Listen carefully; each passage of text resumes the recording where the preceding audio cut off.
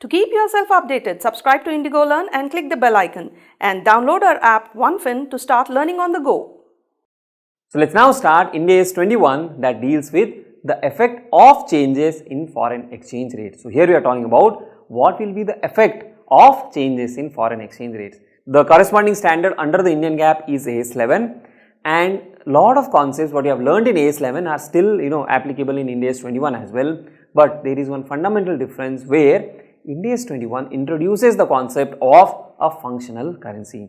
Now, before I jump into the standard, before we understand what is the impact of changes in foreign exchange rates, we need to be clear of three terms. The first term is the presentation currency, then the second term, the most important one, which is the functional currency, and third is a foreign currency. Okay. Now, what is this presentation currency? What is this functional currency? To understand that, let us take a very simple example. Say we have Amazon India and Amazon US. Amazon India is incorporated in India under the Companies Act. Amazon US is incorporated in the United States. Now, if I were to ask a question, in which currency will Amazon India prepare its financial statement? In which currency will Amazon India present its financial statements? The answer is pretty obvious. The company would prepare and present its financial statements in INR. Similarly, Amazon US will prepare and present its financials in USD. So, this INR for Amazon India is a presentation currency. Similarly, USD for Amazon US is a presentation currency. So, what is a presentation currency? Presentation currency is basically the currency in which the entity prepares and presents financial statements. Okay, so that is what is a presentation currency. Now, it may be possible that Amazon US, because it is the holding company of Amazon India, Amazon India is also maybe listed in the US stock exchanges. Amazon India is also required to prepare financial statements in USD. So, when it presents financial statements in USD, then that is called the presentation currency. So, normally if you see any company which is incorporated in India, what would be the presentation currency? INR. Now, coming to the second one, the functional currency. What is this functional currency? Functional currency is the primary economic environment in which an entity operates. Now, what is this primary economic environment? What is this operates in a primary economic environment? Say for example, we are talking about Amazon India. First, let us assume Amazon India has all its businesses in India, all the sales, all the purchases, or major sales and major purchases, the major receipts and payments, all of that happens in India. If Indian economy goes down, it will impact Amazon India. The transactions happen in INR. So, in that case, we can see that INR is the currency of the primary economic environment in which Amazon India operates. Now, if I have to change this example slightly and let me bring in a third country, let us say the United Kingdom. What is the currency of United Kingdom? Pounds, right? Now, say for example, Amazon India has very little business in India, maybe 2 or 5%, but 95% of the business is based out of UK. Most of its operations are done for UK based customers. The payments also happen to a lot of UK based suppliers. The receipts are also coming from UK based customers. In India, it is just incorporated for whatever reasons, but large part of the operations, major part of the operations are based out of UK.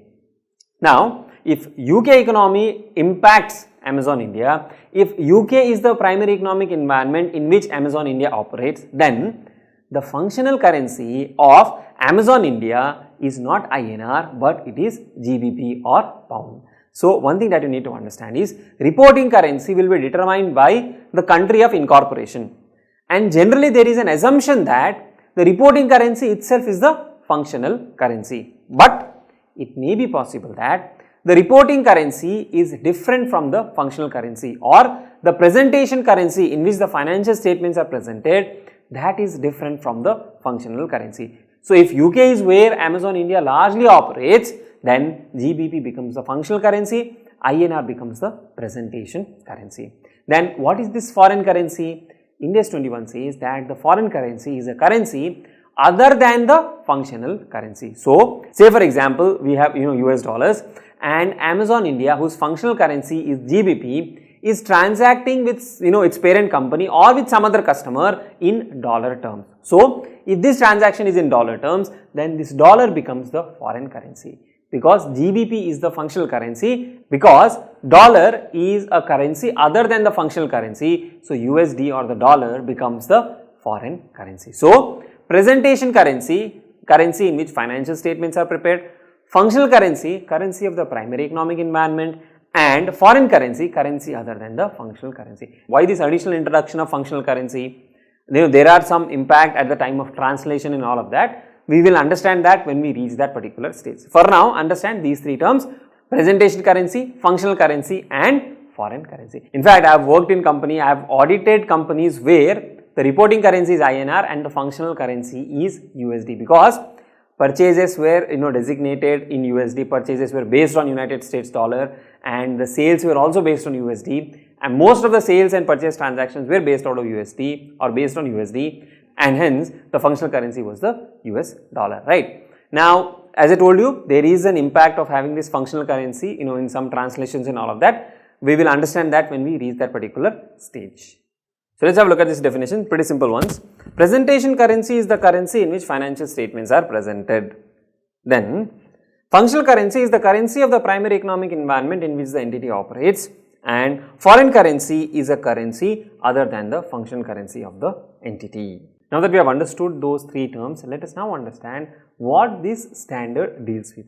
Now, say for example, we have a company in India, say Amazon India, okay, this is registered in India, and for which we have said that the presentation currency is INR, and assume for a moment that functional currency is also INR. Functional currency is also INR. Now, Amazon India also sells products to customers based out in US, okay, and say on a particular date, sale that was made was $1,000. Sale that was made is $1,000. Now, you will not record this $1,000 as $1,000 in your Indian books, because you have to present the financial statements in INR. So, this $1,000 has to be converted into INR. Now, at what rate will we convert? We will convert using the exchange rate. Now, what is the exchange rate? Exchange rate is the rate at which you can exchange two currencies, to put it very simply. Okay, I know you have a very detailed chapter on currencies in your financial management. Now, when it comes to exchange rate, basically say you have $1. Against this $1, or to get this $1, how much of rupee do you need to pay? Say for example, I need to pay 85. Okay, so if I am paying 85 rupees to get $1, then the exchange rate between dollar and INR is 85. So, we present it as USD INR rate to be 85. This means what? This means what? Rupees 85 for $1. Okay, so to get $1 you need 85. Okay, now there are concepts around bid rate, ask rate, and all of that. Thankfully, we need not complicate our discussion in FR. Okay, that is a part of your financial management. So here what we are bothered about is an exchange rate. Okay, so exchange rate is 85. What does this mean? This is the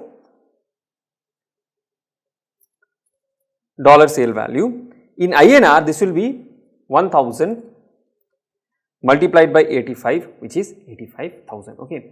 Now, you have recognized this transaction at 85,000 and you have sold something at 85,000. Assume for a moment money is received after 1 month. So, this is, let us say, day 0. Okay. On day 30,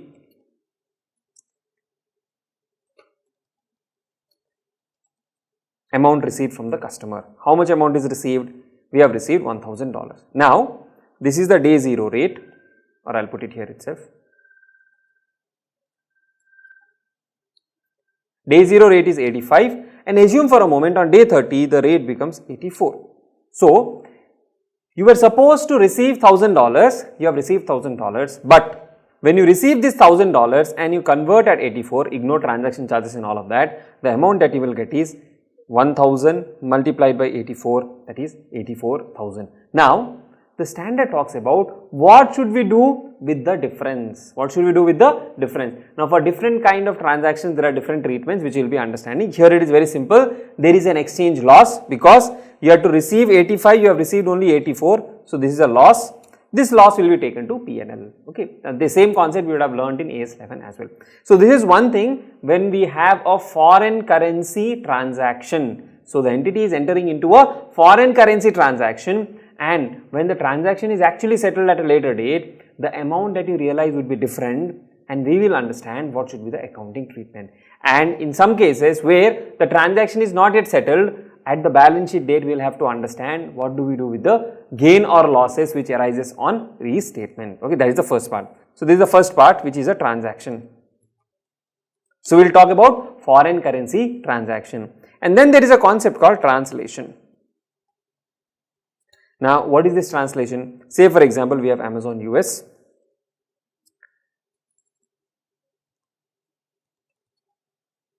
And they have invested $100,000 in Amazon India. Now, as far as Amazon US is concerned, what would it say? Investment in subsidiary 100,000 multiplied by 85. Okay, so that comes to 85 lakhs. This is on day 0. Okay, now assume for a moment while preparing the financial statement, that is on day 365, the exchange rate from 85 now becomes 87. Okay, so the exchange rate has moved up from 85 to 87. Now in that case, what would happen? Let us have a look at. In that case, what will happen? Let us have a look at it. So when Amazon US says investment in subsidiary 85 lakhs, what would Amazon India say? Share capital 85 lakhs and net assets 85 lakhs, a simple T form balance sheet. Okay. Now on day 365, Amazon US has to incorporate the financials of Amazon India, and for that purpose they have to do something called as translation. Why translation? Because this is in INR. Okay. Whereas Amazon US has made an investment in subsidiary of $100,000. Okay. This is the equivalent INR, but in the balance sheet this is what will be presented.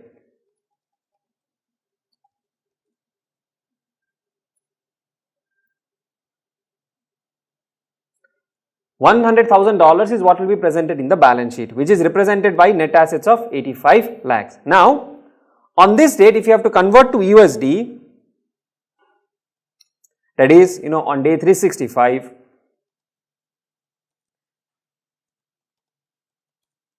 it comes to 85 lakhs divided by exchange rate of 87, that becomes 97,701.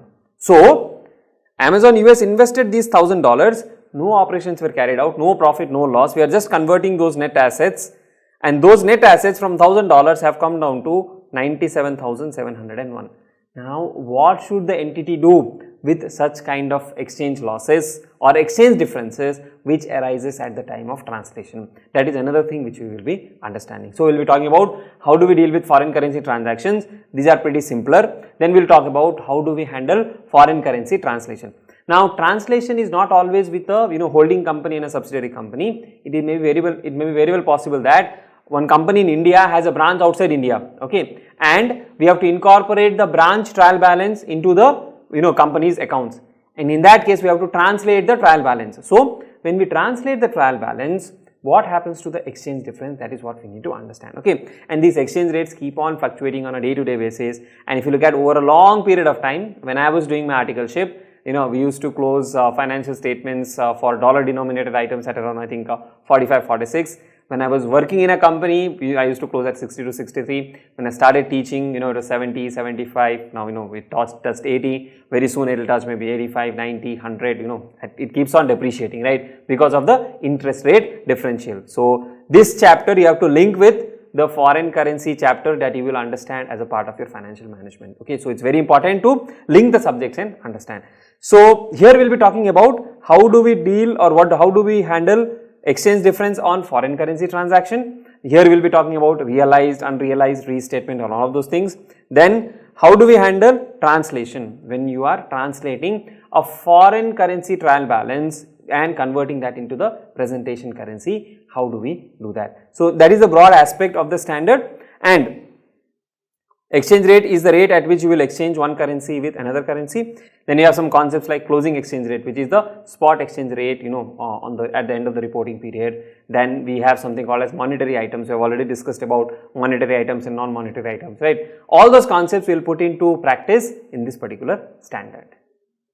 Now to decide what is the functional currency of an entity, the standard gives us some guidance. See, we cannot just randomly say that the functional currency of this company is this particular currency, because there has to be some logic based on which we need to decide what is the functional currency, right? So say for example, we are talking about a company which is incorporated in India, and hence the presentation currency. So we are talking about a case where presentation currency is the INR, okay? So it's some Indian company. Now what will decide the functional currency? That is the question. So for this, the standard gives us two broad set of criteria. One is the primary criteria, second is the secondary criteria. So primarily you have to look at these three aspects. What is the currency which influences the sales price of the goods and services? So say for example, I am a company in India, okay, and my sales price are influenced by USD, then my functional currency becomes USD. Now you may have a question, sir, how does USD influence my sale price? So let me give you an example. I was working in a commodity trading company. All the prices were determined based on the LME exchange rates which were quoted in US dollars. So the sales price of the commodities which were being sold were determined in USD terms. Even the customers would accept that. But will the customer pay us in USD or in INR? The customer will ultimately settle the account in INR only. But the sale price is determined based on USD. Okay, so there is one criteria based on which we can decide what is the functional currency. Second, what is the currency of the country whose competitive forces and regulations determine the sales price? Now what do I mean by that? Say for example, there is a company which is dealing in product where the large part of competition comes from some foreign country. So say the large part of competition comes from Korea. Okay. Almost 90-95% of the competitive forces are Korean competitors, and this product is also sold in Korea. Okay, I may be invoicing in INR, but the currency which is used to determine the price is the currency of Korea. So in that case, the functional currency will be the Korean currency. Similarly, what is the currency which influences cost? Now what is the meaning of this influencing cost? Let us say 95% of the raw material have to be USD based. So the cost of raw material are determined based on USD exchange rates, and 95% of the cost is let's say imports, and hence the currency which influences the cost will be USD, and USD will be the functional currency. Again, INR may be used to settle the transaction, to invoice the transaction, but what is the underlying currency which is determining my cost? So if you look at this primary aspect, what are we talking about? What is the currency which influences my sales price? What is the currency of the country whose competitive forces and regulations impact my sales price, impact my operations, and what is that currency which influences my cost? So considering these three criteria, you can decide what is the functional currency. Then the standard also says that you may also look into these additional two factors to understand which currency is the currency of the primary economic environment. The first one is funding. Say for example, we spoke about Amazon US, okay, and we have a wholly owned subsidiary Amazon India, right? Now, if Amazon India is a wholly owned subsidiary and all the funding happens in USD, okay, and this could be one secondary criteria, it is not a primary criteria. Funding happens in USD and Amazon India operates in multiple different economies, multiple different countries, then because the primary source of funding, both maybe debt and equity, is US dollar terms, then the functional currency may be USD. And another one is currency in which receipts are retained. Say for example, there is a company which exports goods to other countries and get remittances in some foreign currency. But ultimately, the currency in which the receipts are retained is INR. Rest all operations are carried out in INR. Then INR could be the functional currency. Okay.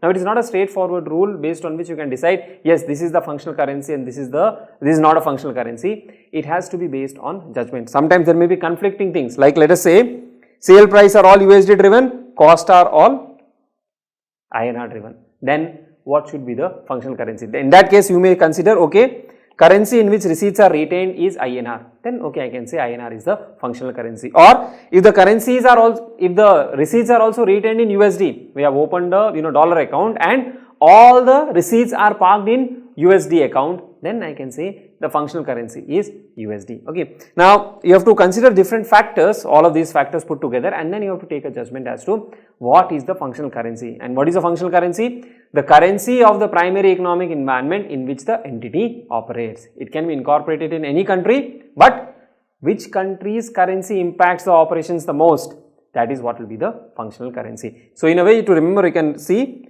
the currency of the country in which the entity functions, that is where the term functional currency appears to be, right. So you can have a presentation currency in INR, this is for the preparation of financial statements. Then you can have functional currency, I gave you initial example of GBP, because this currency is what impacts the entity the most. This is the currency of the primary economic environment in which the entity operates.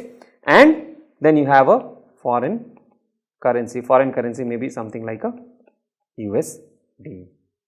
So friends, we have understood that to determine the functional currency of an entity, we have to look at the primary indicators and also the secondary indicators. Now say for example, we have a reporting entity in India. Let us say we are talking about IndigoLearn. Okay, IndigoLearn operates in India. We have courses which we offer for Indian students. Revenue is in INR, expenses are in INR. So we can say that the functional currency of IndigoLearn is INR. What is the reporting currency? Reporting currency is also INR. Why? Because we are incorporated in India. Now say for example, we started a branch in the United States. So we have a separate entity, IL US. Okay, this is a branch, right? So this is a branch what we have started, and IL US, it operates in United States. Now what would be normally the functional currency of this entity? For that you have to again look at the primary indicators and secondary indicators, like what is the currency in which expenses are happening, income are being collected, right? What is the primary economic environment which impact this particular entity.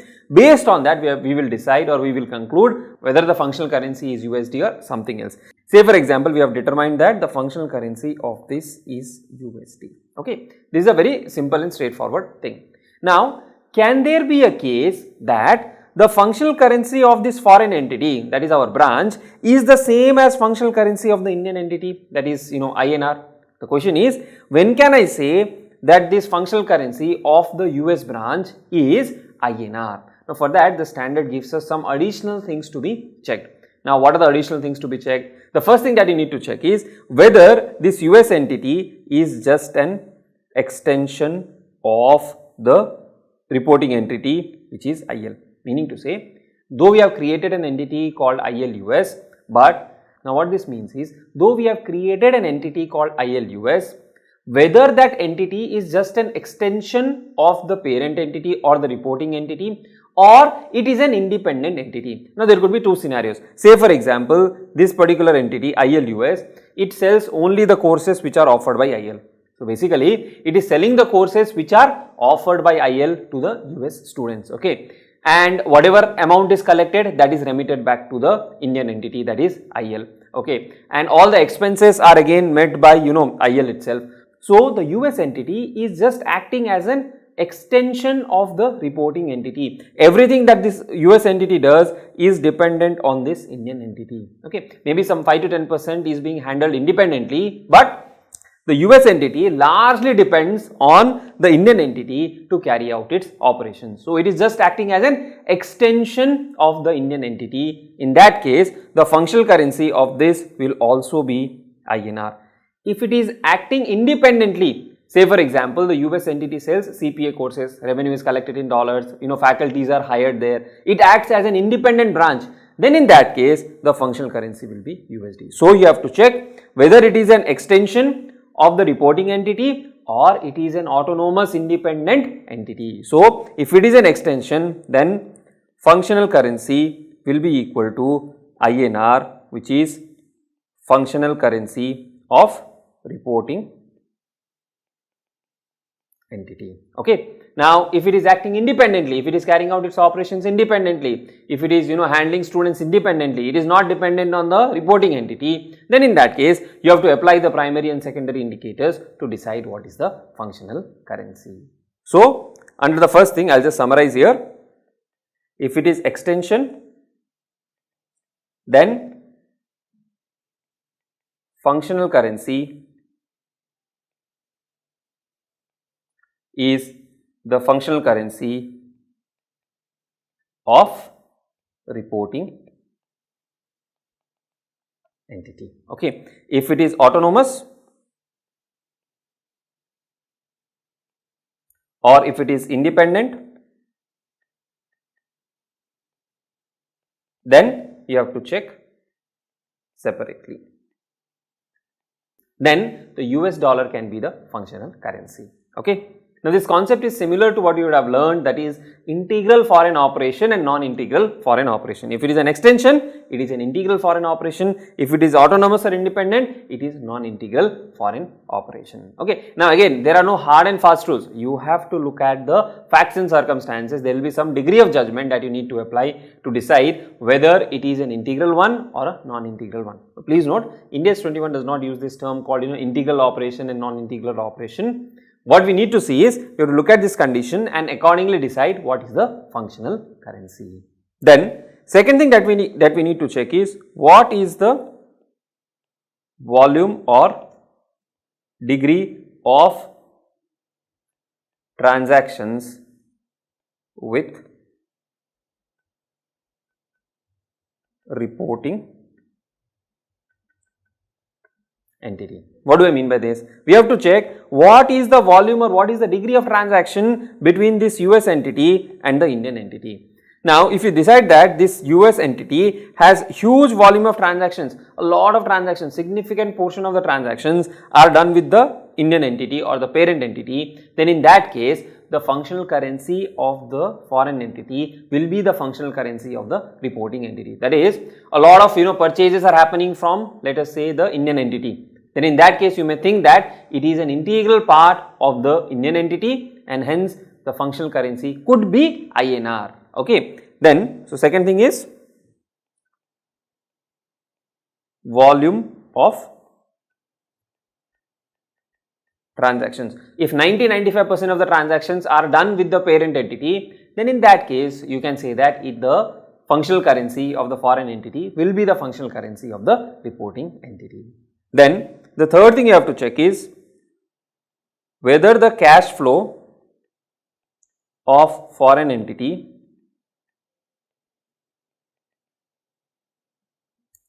affects directly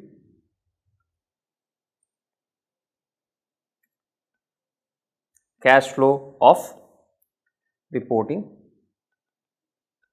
entity. Okay. So, in the third case, what you are checking? You are checking whether the cash flow of the foreign entity affects directly the cash flow of reporting entity and whether this can be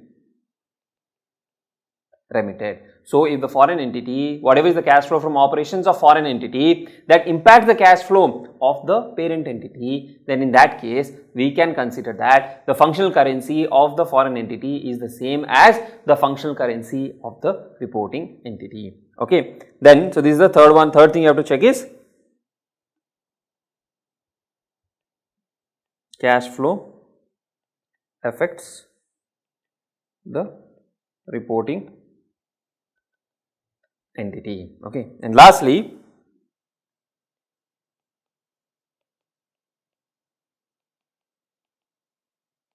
debt servicing. Now, in debt servicing, what you need to check is if there are any debt obligations of this US entity, okay, whether the US entity on its own can service the debt obligation without taking any help from the parent entity.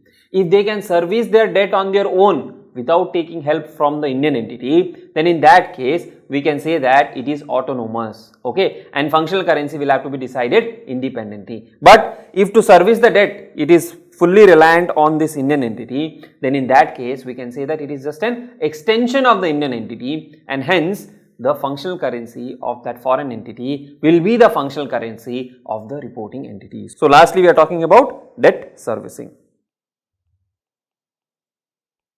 Debt servicing. Okay. So, if the debt servicing is done independently, then it is not an extension. If it is not done independently, if it is dependent on the reporting entity, then it is like an extended operation and the functional currency of that entity will be the functional currency of the reporting entity.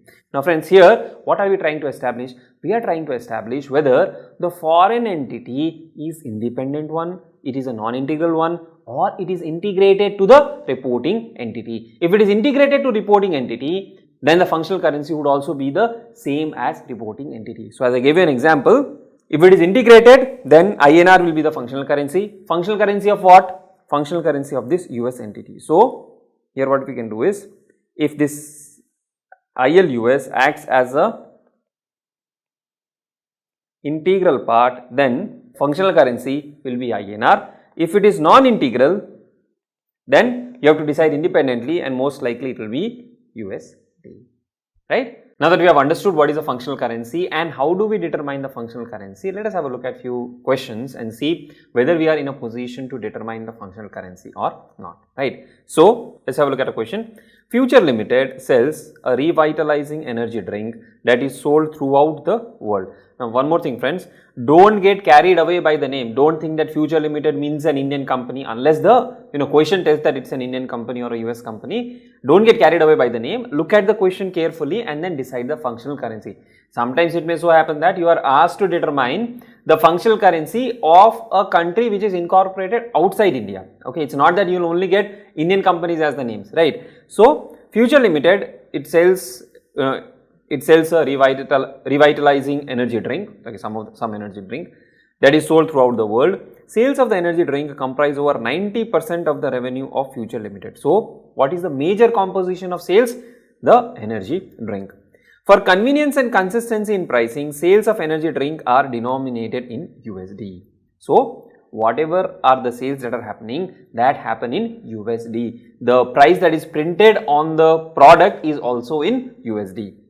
All financing activities of Future Limited are in its local currency, L dollar. It can be L dollar, it can be INR, it can be anything. So, here they are saying the local currency is L dollar and the sales are happening in USD. Although the company holds some USD cash reserves. Okay, so the company also holds USD cash reserves. Almost all the costs incurred by Future Limited are denominated in L dollar. What is the functional currency of Future Limited?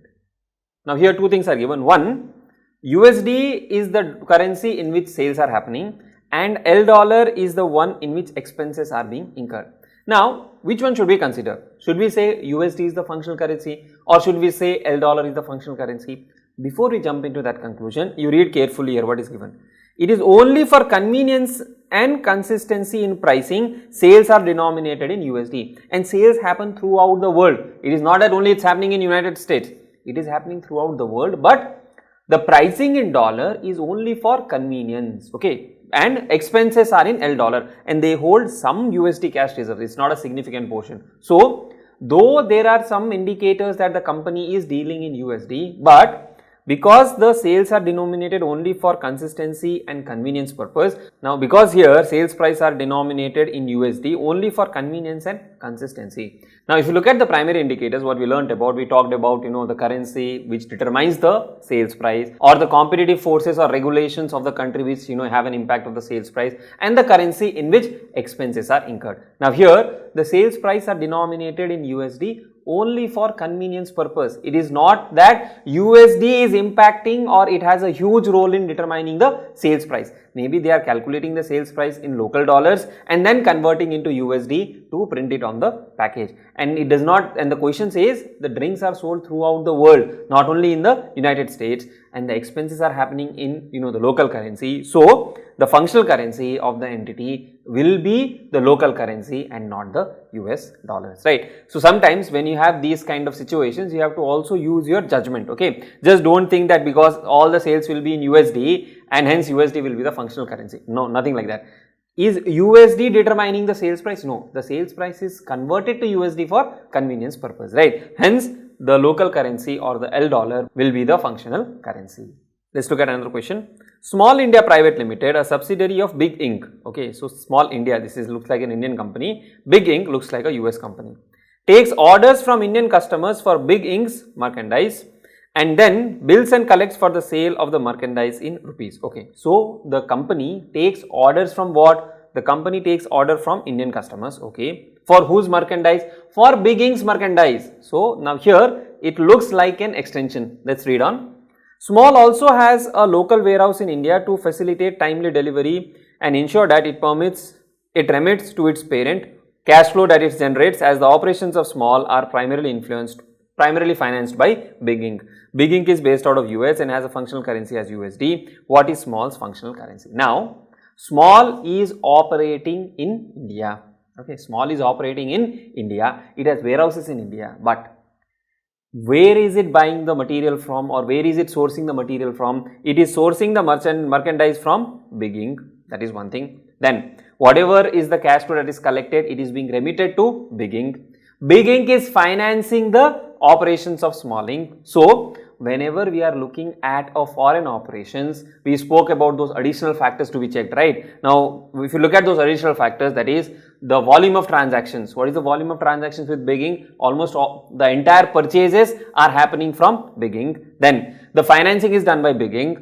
The cash flows are remitted back to big ink. So what we can say is small ink is an extension of big ink, or small ink is an integral part of big ink. Now, because small ink is integral part of big ink, we can conclude that the functional currency of small will be the same as the functional currency of big, which means the functional currency of small will also be USD.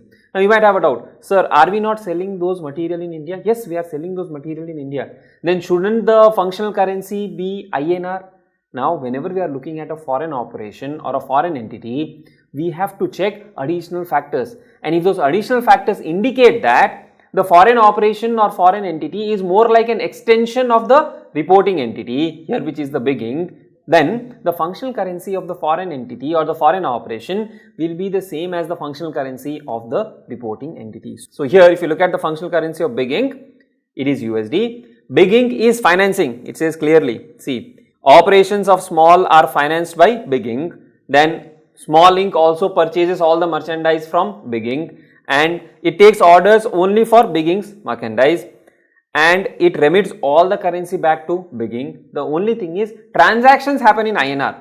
Okay, now INR is not the currency which is determining the sales price, because you are importing, and based on the import pricing itself you will decide what is the price at which you will sell to the customers, right? So small ink here is acting as an extension, an extension of the main company or the big ink, and hence the functional currency of small will also be USD and not INR. One thing that you would have understood by now is, just because sales happen in INR does not make the functional currency INR, okay? Because most of the things are dependent on USD, you will consider the functional currency to be USD. Let's have a look at another question. A is an Oman based company having a foreign operation B in India. Okay, so we are looking from the point of view of Oman based company which has a foreign operation in India. So for a company based out of Oman, there is an operation in India which is a foreign operation, okay? The foreign operation was primarily set up to execute a construction project in India. The foreign operation was primarily set up to execute a construction project in India. So there is some construction project in India and this company is executing that. The functional currency of A is OMR. So for this company, which is the Oman based company, what is the functional currency? OMR. 78% of entities B finances have been raised in USD by way of contribution from A. Okay, so 70% of entities B, where is entity B? Entity B is in India. The finance has been raised in USD by way of contribution from A. B's bank accounts are maintained in USD as well as INR. So B has both US accounts as well as INR accounts. Cash flows generated by B are transferred to A on a monthly basis in USD in respect of repayment of finance received from A. So whatever is the cash flow that this entity B generates, it is being given back to A as a repayment of the finance, and the repayment is happening in USD. Revenues of B are in USD, its competitors are globally based. So revenue is in USD, competition is global. Tendering for the construction project happened in USD. B incurs 70% of the cost in INR and remaining 30% of the cost in USD. Since B is located in India, can it presume its functional currency to be INR? Now, the question is, can B presume that its functional currency is INR? Now, if you look at the entire history or entire transaction details that is given, INR is nowhere in picture. Apart from the 70% of the cost, sales are happening in USD. Finance is being obtained in USD, 30% of the costs are incurred in USD, the finance being repaid back is happening in USD. So, for sure we cannot presume that INR should be the functional currency just because this company is operating in India, it is incorporated in India, we cannot say or we cannot presume that INR will be the functional currency. Okay, why? Because of these factors, like INR cost is only 70%. Your revenues are fully in USD, bidding has happened in USD, financing is in USD, 30% of the cost is in USD, there are some bank accounts maintained in USD. So, INR cannot be the functional currency. Then what can be the functional currency? Now, functional currency can be either the functional currency of this Oman company, which is OMR, or it can be USD. Now, for a foreign operation, we have to check for those additional factors. The first factor that we need to check is it an extension of the Oman based entity? It does not look like an extension, it is functioning independently, right? Second, whether the transactions with the Oman entity, is it high or low? So here there are hardly any transactions with the Oman based entity. It is carrying out a construction project in India. The only transaction with the parent entity is financing and repayment of those finances. Then the next thing that we have to check is, can this entity on its own manage its debt obligation? So here we can see the cash flows which are generated by B are being sent back to A, and that is more for repayment of the finances that was raised. So we can say this company on its own is able to manage its finances or manage its debt obligation, right? Then does the cash flow of B directly impact the cash flow of A? See, indirectly it is impacting. Directly the cash flow from operations, say for example cash flow from sales, is not impacting the cash flow of the parent entity.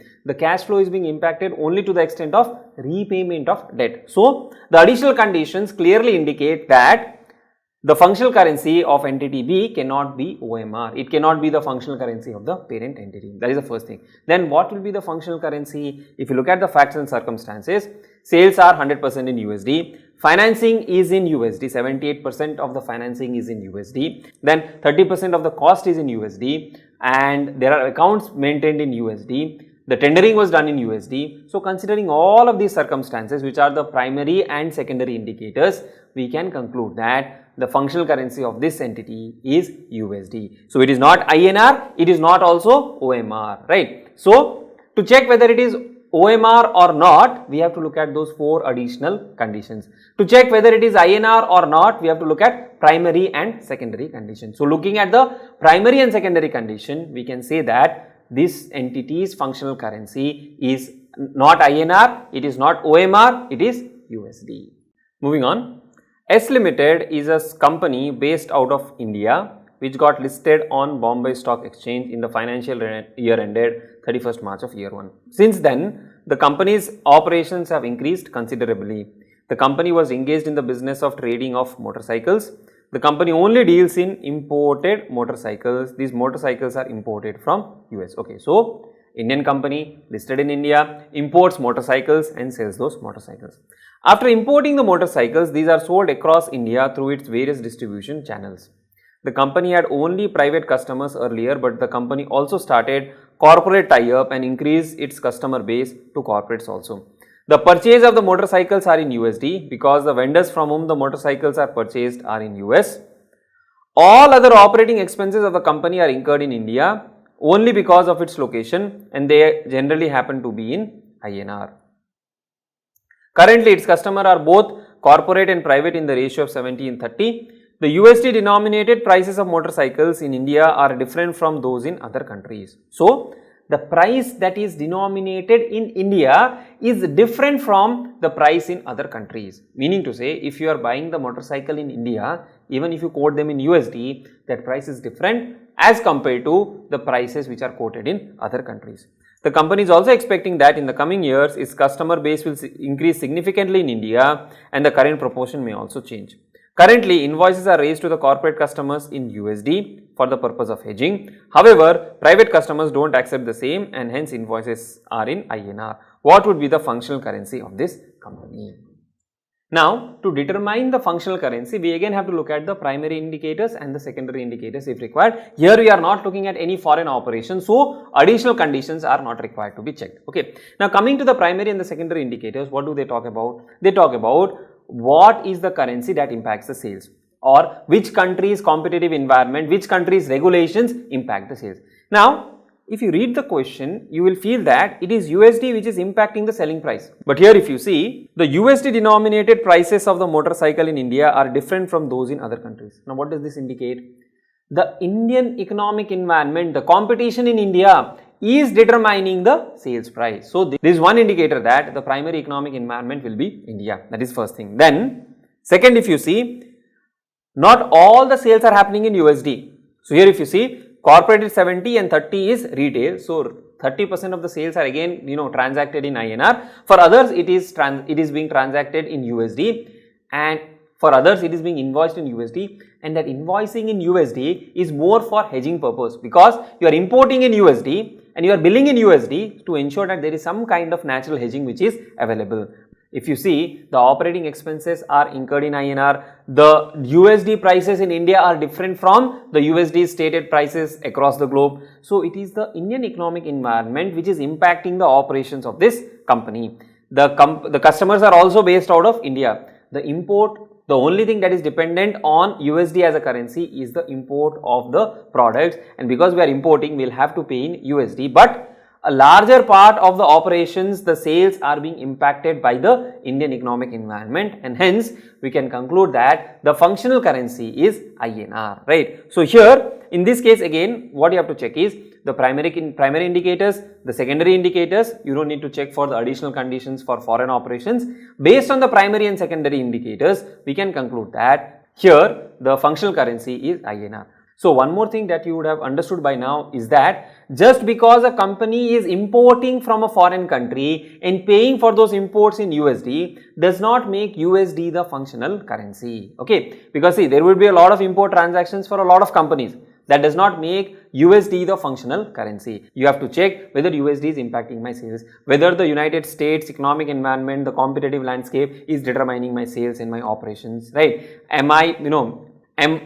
Is the company entering into all the transactions in the USD, and United States is the primary economic environment which impacts the operations of the company. You have to look at all of these factors and then decide whether the USD will be the functional currency or INR will be the functional currency. In a lot of cases, it may not be very easy to decide whether it is USD or the reporting currency. So that is where the judgment of the management comes into picture. So as I was telling you, I worked in companies where USD was the functional currency just because the imports were impacted by USD prices, the sales were also happening in USD. Almost 95 to 98% of the transactions were denominated in USD or were impacted by USD. Billing may happen in INR, but the underlying pricing was decided based on USD, and hence the functional currency was USD. Okay, so you have to look at primary indicator, secondary indicators and additional factors to decide what is the functional currency.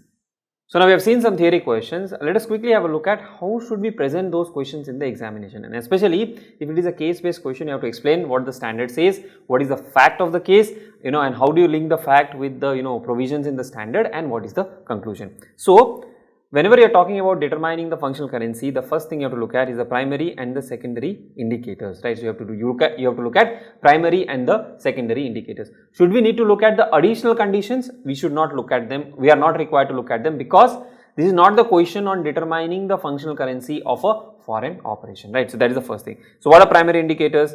Primary indicators is basically the currency that mainly influences the sales price for its goods and services, and the currency of the country whose competitive forces and regulations mainly determine the sales price of its goods and services. Now here the sales price is denominated in the US, but which is the country whose competitive forces determine the sales price? It is India, because the question says the sales price in India is different from sales price across the globe. So this indicates that Indian economic environment is the primary economic environment, and also the labor, material and other cost of providing goods and services, the currency which mainly influences. Now here, as far as imports are concerned, it is impacted by USD. As far as the local operations are concerned, again INR has an impact. Okay. Then secondary indicators, if at all we are not able to determine using the primary indicators, secondary indicators are the currency in which the funds from financing activities are generated. That is first thing, and the currency in which receipts and operating activities are usually retained, right? Now here billing is in USD, but the retention is in USD and also in INR, right? That is what the question says, right? Then the second one is the currency in which the receipts from operating activities are usually retained. So here billing is done in USD for hedging purposes. For retail customers, billing is done in INR, right? And if you look at the question, it also says that the company is expecting that in coming years its customer base will increase significantly in India. Okay, and moving further, Ind AS 21 gives greater emphasis on the currency of the economy that determines the pricing of the transaction as opposed to the currency in which transactions are denominated. So, two things that you need to understand here is which is the currency in which transactions are denominated. Here largely it is USD, but which is the economy that determines the pricing? This is the Indian economy. So, you have to consider the currency of India as the functional currency. So, sales price of motorcycles are mainly influenced by the competitive forces and regulations in India. The market for motorcycle depends on the economic situation in India, and the company is in competition with importers of other motorcycle brands. So, it is in competition. Even though 70% of the revenue is denominated in USD, Indian economic conditions are main factors affecting the prices. This is evidenced by the fact that USD denominated sales price are different from USD denominated sale prices for the same motorcycles in other countries. So, on the basis of above analysis, INR should be considered to be the functional currency of the company. So, this is how you should present your answer. If at all it is a question on foreign operations, then you have to include those 4 additional factors as well. Now that we have understood the meaning of functional currency in detail, let us move on to the core part of the standard that deals with initial recognition of a foreign currency transaction and subsequent measurement of a foreign currency transaction. Now, before that, we also need to understand what is this foreign currency transaction. Now, as far as a foreign currency transaction is concerned, if an entity enters into a transaction which is denominated in foreign currency or which requires settlement in foreign currency, it is called a foreign currency transaction. So, there are 2 aspects. The transaction must be denominated in foreign currency. So, say for example, functional currency is INR, foreign currency is USD. Now, if an entity enters into a transaction in foreign which is denominated in foreign currency, say for example, buying and selling of goods and the invoice is given in USD, then in that case it is a foreign currency transaction. Or the entity borrows money or lends money which is in the foreign currency, then also it's a foreign currency transaction. Or the entity acquires asset or disposes of assets or incurs a liability or settles a liability and the transaction is denominated in USD, then it is a foreign currency transaction. So, if the transaction is denominated, meaning to say you are entering into a transaction which is denominated in foreign currency. So, the entity buys or sells goods where the transaction is denominated in foreign currency, that is invoice may be in the foreign currency, or the entity borrows foreign currency loan, or the entity lends money in foreign currency, or the entity acquires any other assets or incurs any other liabilities where the transaction is denominated in foreign currency, then it is called a foreign currency transaction. So, the thing that you have to check is what is the currency in which the transaction is denominated. The other thing talks about settlement of the transaction in foreign currency. Now, that is the case where the transaction may be entered into in INR, but settlement will happen in USD. Even in that case, it is called a foreign currency transaction. So, maybe the invoice given is in INR, but settlement has to be done in USD. So, even in that case, it is called a foreign currency transaction. So, we have understood the meaning of a foreign currency transaction. Let us understand how should we initially record a foreign currency transaction, that is what is the initial recognition principle and how should we subsequently measure the foreign currency transaction. Okay. Now, subsequent measurement can be at the end of the reporting period or it can be at the time of settlement of the transaction, right. First, we will talk about how do we initially measure a foreign currency transaction. First thing, what is foreign currency? It is a currency other than functional currency. Okay. So, first thing what we need to do is we need to determine the functional currency. Okay. Say for example, functional currency is INR. I am just giving an example. Functional currency is in INR. Then say we have a company Infosys. Okay. Infosys exports what? Services, and the transaction is denominated in USD.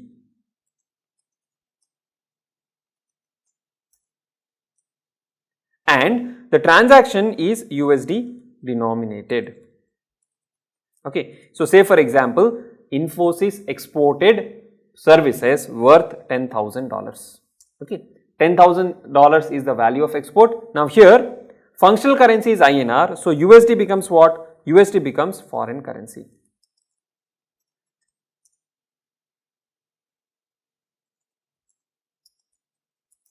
Okay. And because the transaction is denominated in a foreign currency, it's a foreign currency transaction.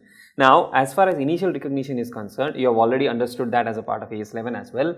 A foreign currency transaction is initially recorded in the functional currency applying the exchange rate prevailing on that day. What is this exchange rate? Exchange rate is the rate at which you can exchange two currencies. So, say for example, 1 USD is INR 90. Okay, 1 USD is INR 90. This is the exchange rate. So, what the standard says is, if it is a foreign currency transaction, you have to record the foreign currency transaction in the functional currency. Now, can it be possible for some companies that even the reporting currency is a foreign currency? Yes, it is possible. The transactions have to be recorded in functional currency only. So, what is the functional currency? INR. You have to record this transaction in INR. So, on the date of transaction, say it is 1st of January of year 1, okay, you will record the transaction as debit receivables for the customer. By what amount? You will say $10,000, that is the foreign currency, multiplied by the exchange rate prevailing on that date, 90. So, 9 lakhs is the, debit to the receivable or the customer, and you will credit revenue or sales, whatever the case may be, by 9 lakhs. Okay, you will debit the customer by 9 lakhs and you will credit the revenue or sales by 9 lakhs. So, you will record a foreign currency transaction only in the functional currency. So, sometimes it may be possible that, just for argument's sake, okay, the functional currency of this company is GBP, just for example, okay, and a transaction happens in INR. Now, this transaction in INR is also a foreign currency transaction which you have to record in GBP. Okay, that is one thing you have to understand. All the transactions will be recorded in the functional currency only. So, what if the presentation currency is different? If the presentation currency is different, we will have to convert these transactions for presentation purpose, but recording of the transactions will happen only and only in the functional currency. If there are any other transaction other than in functional currency, you have to convert them into functional currency and record those transactions. So, initial recognition happens at the exchange rate prevailing on that date. Now, exchange rate keeps on fluctuating, right? Even on us, even after every second, the exchange rate would fluctuate. So, for that purpose, an entity may use an average rate for the day, average rate for the week, average rate for the month, if at all the fluctuations are not very high.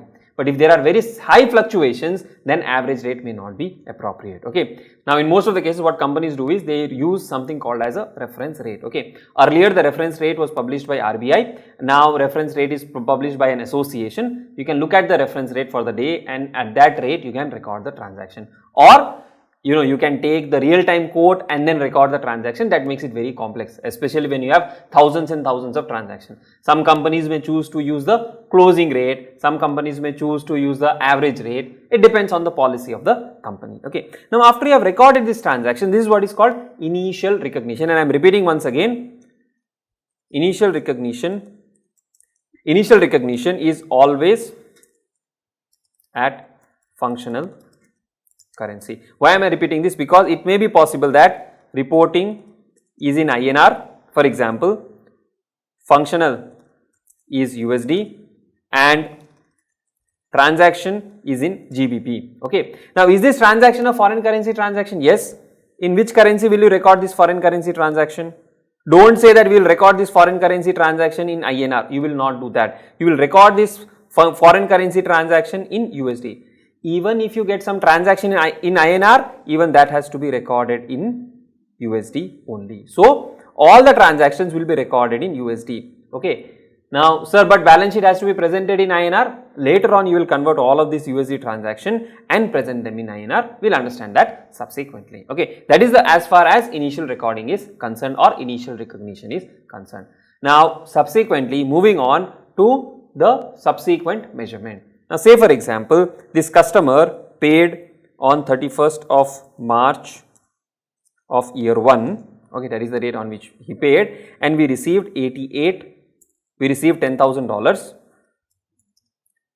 and when we converted them, we could convert them at 88 only, okay, because that is the rate applicable on that date. So, on that date, how much have you received? You have received 88 multiplied by 10,000. So, amount received is 88 multiplied by 10,000, which is 8,80,000. Amount receivable was 9 lakhs. So, because you have received less, there is a foreign exchange loss. So, the foreign exchange loss will be 9 lakhs minus 8,80,000, 20,000. This will be recognized in P&L. So, the entry that you will pass is bank account debit 8,80,000,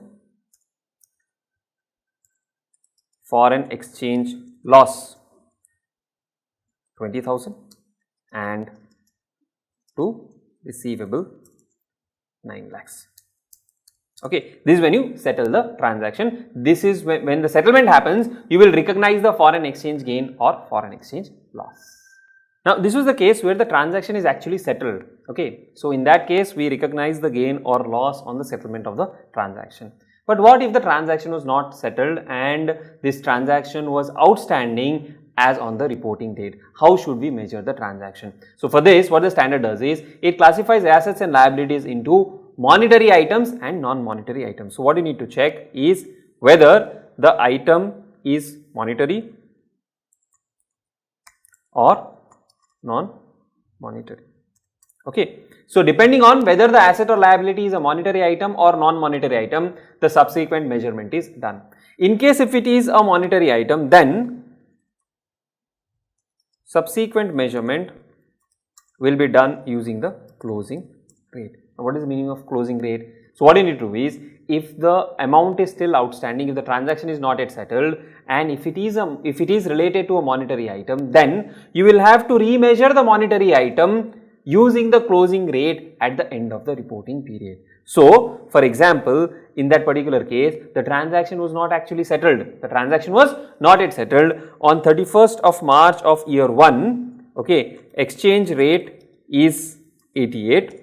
So, you will have to remeasure the monetary item or subsequently measure the monetary item using the closing rate. So, receivable is $10,000, closing rate is 88. So, closing balance will be 10,000 multiplied by 88, which is 8,80,000. Now, what are these monetary items and non-monetary items? We already have understood these in our earlier standards.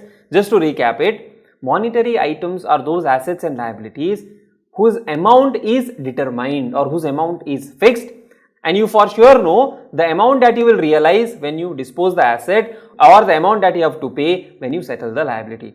For example, accounts receivable. Now, in this case, we for sure know that we will receive $10,000 from our customer. So, monetary items could be things like sundry debtors, or you also call them account receivables, right? Then it could be your cash and cash equivalents. Okay, these are also monetary items because you know you have so much of amount in your bank account. So, those are also monetary items. Things like fixed deposits, these are also monetary items. Okay, then you have creditors, loans. All of these are monetary items because you know the amount that you will have to pay to settle the liability or the amount that you will realize when you realize that particular asset. So, these are monetary items. Now, you may have a doubt, sir, in this case, though it is $10,000, we don't know what is the exact INR amounts. Then how is it a monetary item? It is a monetary item because we know that we will collect $10,000 from our customer. Sir, what if the customer goes bankrupt? That is a different aspect. But on the balance sheet date, I know that this customer has to pay me $10,000 and hence it is a monetary item. Then what are non-monetary items? The non-monetary items are those items whose amounts are not determined. Say for example, inventory. As far as inventory is concerned, though we put some value on the balance sheet date, do we actually know what is the amount we will realize when we sell off that inventory? We do not know. But sir, we do this valuation like lower of cost and NRV. Yes, we do that valuation, but do we know at what value will we sell that inventory? We do not know. So, the inventory is a non-monetary item. Similarly, fixed assets is a non-monetary item. Your equity is non-monetary item. Investments are non-monetary item. Investments in especially your shares, okay, these are non-monetary items, right? So there are items of assets and liabilities where we do not know what is the value that we will realize or what will be the amount that is required to settle the liability. Such items are called non-monetary items. So what the standard says is, if at all there is a monetary item, in this case we are talking about sundry debtors, you will measure the monetary items at the end of the reporting period at the closing rate. Okay. Then what about non-monetary item? Non-monetary items are divided into two categories. Okay. One, non-monetary items at historical cost, and second, non-monetary items at fair value. If some item is designated as non-monetary item at historical cost, then you will use historical rate. For example, if you are measuring a property, plant and equipment item, property, plant and equipment, you are following the cost model. So you will measure the property, plant and equipment at historical cost. So the exchange rate should also be historical cost. Now what is that fair value? Say you are measuring the property, plant and equipment using the revaluation model. So you are doing a fair valuation. So in that case you will take rate on fair value date. Rate on fair value date. So whenever you are doing the fair valuation, you will use the exchange rate on the date on which you have done the fair valuation. So subsequent measurement is pretty simple. If it is a monetary item, you will consider the closing rate. If it is a non-monetary item, you will consider the historical rate. If the non-monetary item is at fair value, you will consider the rate on which you have done the fair valuation. So here in this case, in our example, because the closing balance is 8,80,000, okay, now the receivable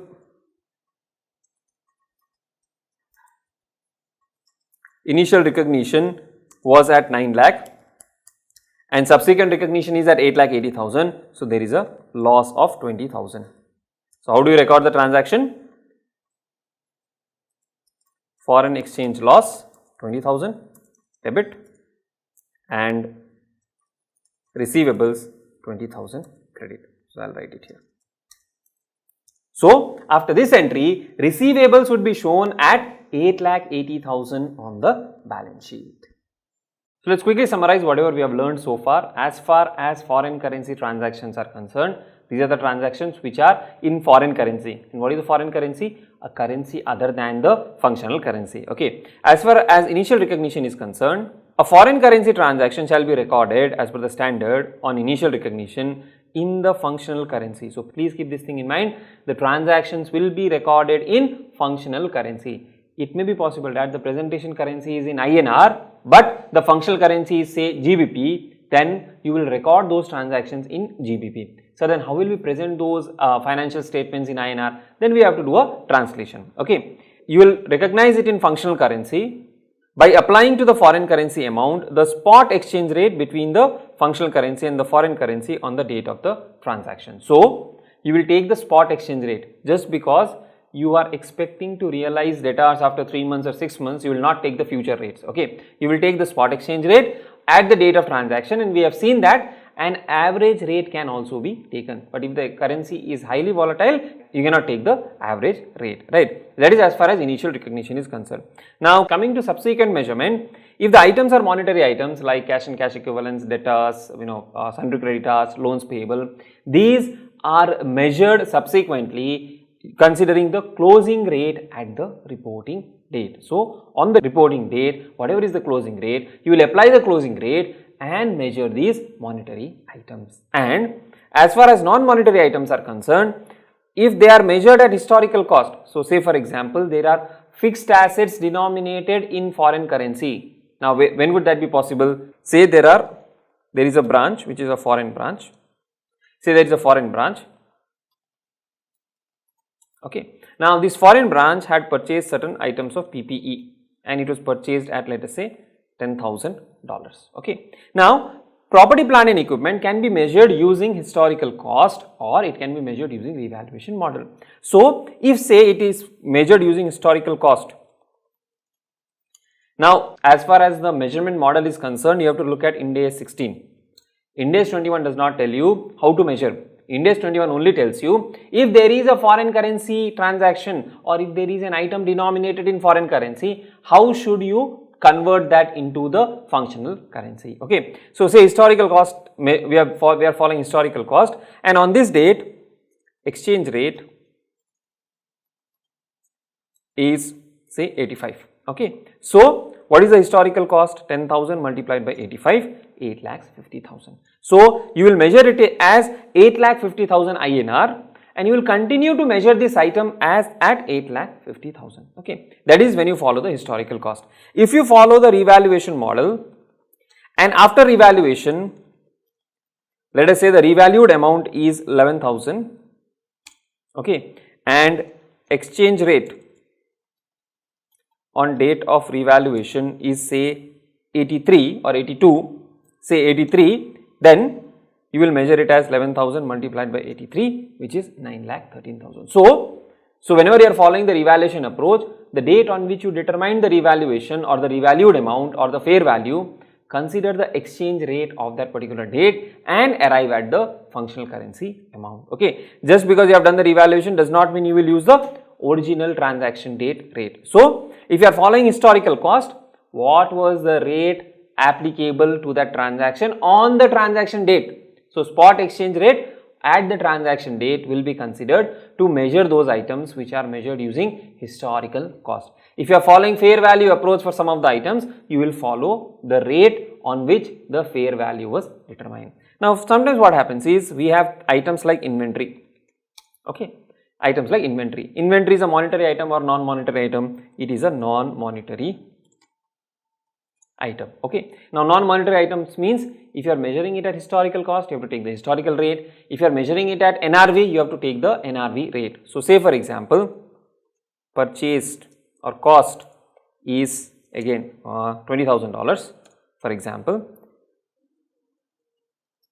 transaction date exchange rate is 85 and end of reporting period exchange rate is say 82. Okay. Now this particular item of inventory has an NRV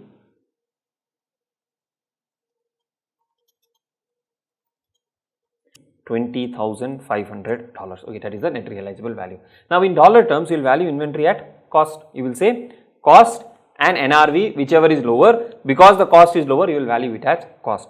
Now coming to INR financials, coming to INR, when you translate it, what is the cost? When you find out cost in INR, what is the exchange rate? Exchange rate is 85. So the cost comes to 20,000 multiplied by 85, 17 lakhs. What is the NRV? NRV is at 82 because that is end of the reporting period, and 2500 multiplied by 82, it is 1681. So net realizable value in INR is less than the cost. So how will you value the inventory? You will value the inventory at net realizable value, which is 16,81,000. So though in dollar terms there is no loss related to impairment of inventory, in INR terms you can see that from 17 lakhs it has come down to 16,81,000, and you will have to recognize the loss because there is a fall in the value of inventory due to the fluctuating exchange rate. Okay. So even though in the foreign currency there is no loss, in the functional currency there can be a loss because cost is higher than the NRV. So when you are determining the cost, take the exchange rate on the date of transaction. For NRV, take the exchange rate on the date of NRV and compare both of them, and you have to take the lower of the two. Lower of the two is as per what? As per Ind AS 2. Right, as per Ind AS 2, you will value it at 16,81,000. So if the non-monetary items are measured at historical cost, you will take the exchange rate at the date of the transaction. If it is at fair value inventory, then revaluation of property, plant and equipment, then impairment of assets where you have this fair value concepts. Whenever you are using fair value, you will take the exchange rate on the date on which fair value was arrived. I hope it is absolutely clear. How do we measure the monetary items and how do we measure the non-monetary items? Now we have understood how to initially recognize the transactions and how to subsequently measure the transactions. Now the next question that we need to answer is that what do we do with these exchange differences? And friends, let me tell you, you have already learned about this largely under AS 11. There are some minor differences what you need to handle here because of this functional currency and presentation currency thing. Otherwise, by and large the concepts are similar, right? So first let us see what happens to monetary items.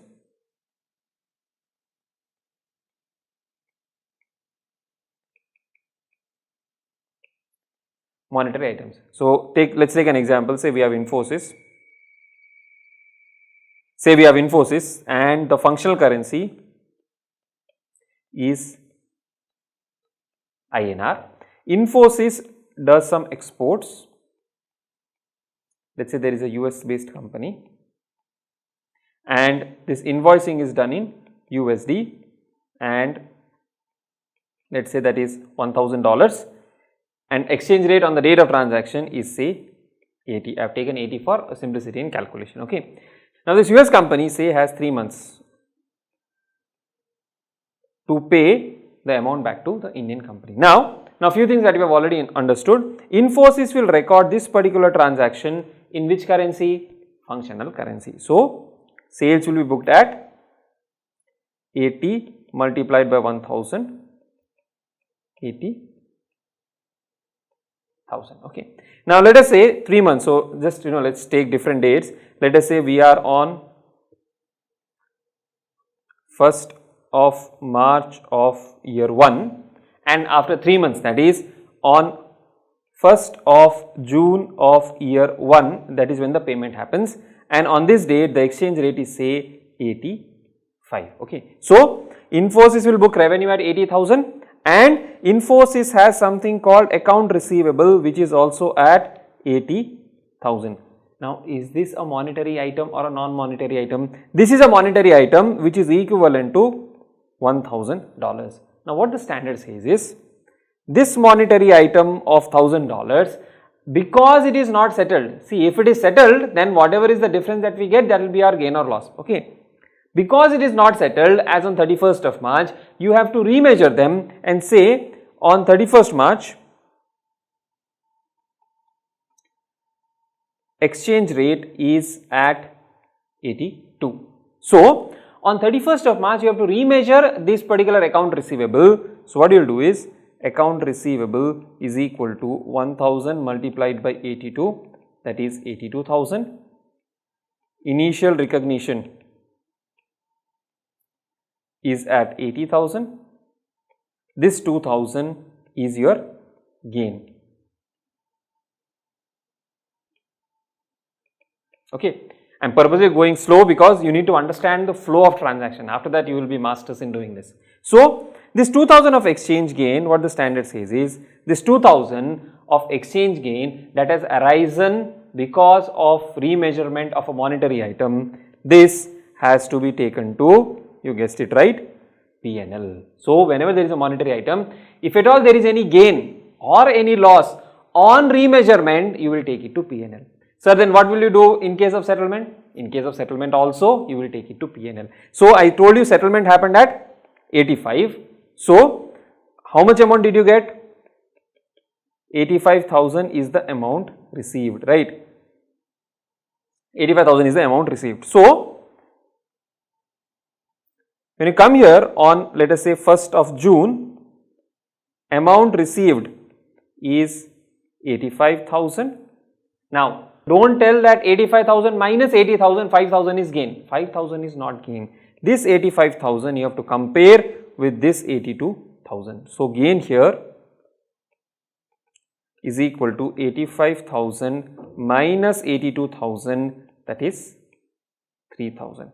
What will we do with this gain? This gain will also be taken to the P&L. Okay, so whatever is the gain on remeasurement of monetary items denominated in foreign currency, the gain will be taken to P&L. Sir, what in case subsequently there is a loss? What if the exchange rate instead of 85, say the exchange rate is 81, then 81,000 received minus 82,000 is the carrying amount, this minus 1,000 the loss, this will also be taken to P&L. So one thing that is clear is the exchange differences arising out of monetary items will be taken to P&L. That is the first rule which you need to remember. Now coming to exchange differences on non-monetary items. So we discussed about monetary, now we are talking about non-monetary. Where do we take these? what the standard says is a very simple principle. That is, if the gain or loss on this non-monetary item is taken to OCI, then exchange differences also should be taken to OCI. So, if this gain or loss is recognized in OCI, then exchange difference should also be recognized in OCI. What do I mean by that? Say for example, this non-monetary item is an item of property, plant and equipment under revaluation model. Now, as per Ind AS 16, what do we do with the revaluation surplus? That revaluation surplus is taken to OCI. So, the standard says, if at all the revaluation surplus is being taken to OCI, then any exchange difference arising on such items should also be recognized in OCI. Okay. The other part, if the non-monetary item, the gain or loss on the non-monetary item is recognized in P&L, then the exchange difference will also be recognized in P&L. A very simple principle. So, say for example, there is an impairment loss. Where do you recognize impairment loss? Sir, in P&L. So, exchange differences on such items will also be recognized in the P&L. So, when I am saying impairment of an asset, if there is a non-monetary item which is being impaired, a simple example could be inventory. If inventory is being impaired, where do you recognize the loss on impairment of inventory, that is reduction in value of inventory? You will recognize it as a part in the P&L. So, what the standard says is, even the exchange differences on such items, please recognize in P&L. So, a very simple principle for non-monetary items. Now, there is one more item which is called NIFO, net investment in foreign operation. This will cover separately. I do not want you to be confused right now. Okay, let us handle the easier things first, then the difficult ones we will handle it separately once we are comfortable with the balance standards. So, the principle, monetary item P&L, non-monetary item, if the gain or loss on that non-monetary item is recognized in OCI, you will take it to OCI. If it is recognized in P&L, you will take it to P&L. It is like where you recognize the main component, the exchange difference also will be recognized there itself. Now, as far as these exchange differences are concerned, few things that we have to keep in mind is, if the exchange difference arises out of an item which qualifies for hedge accounting under Ind AS 109. Now, sir, what is this hedge accounting? What is Ind AS 109? That you will understand as a part of financial instrument. The thing that you have to remember now is, if it is something which is covered by 109 under hedge accounting, then the treatment given under Ind AS 21 will not apply. So, to this, whatever treatment we understood above, that is Ind AS 21 will not apply. That is one thing you have to keep in mind. Now, what is this hedge accounting? See, sometimes what happens is, there may be a cash flow in future. Okay, there may be in future we will import something, and related to import there may be some cash outflow. For that, the company may enter into some derivative transactions. Okay, and these derivatives qualify as hedges. Okay, so there is effective portion, ineffective portion and all of that. Don't worry about that. Just think of it that there is a future cash flow for which we have entered into some derivative transaction because we want to safeguard our position. Say I have to pay $10,000 after 1 year. So, I have entered into a corresponding future transaction to hedge my cash flow. Now, if the hedge is effective, the gain or loss has to be taken to OCI and all of that, that is what is the accounting treatment. But as far as these items are considered, there may be a foreign currency item or a foreign currency transaction in derivatives. We have entered into a foreign currency future contract, right? Now, such contracts, if they qualify for hedge accounting, then in that case, the treatment given under Ind AS 21 will not apply. So, then how will we deal with it? We will deal with it as per the provisions or as per the guidance given under Ind AS 109. That is the first thing.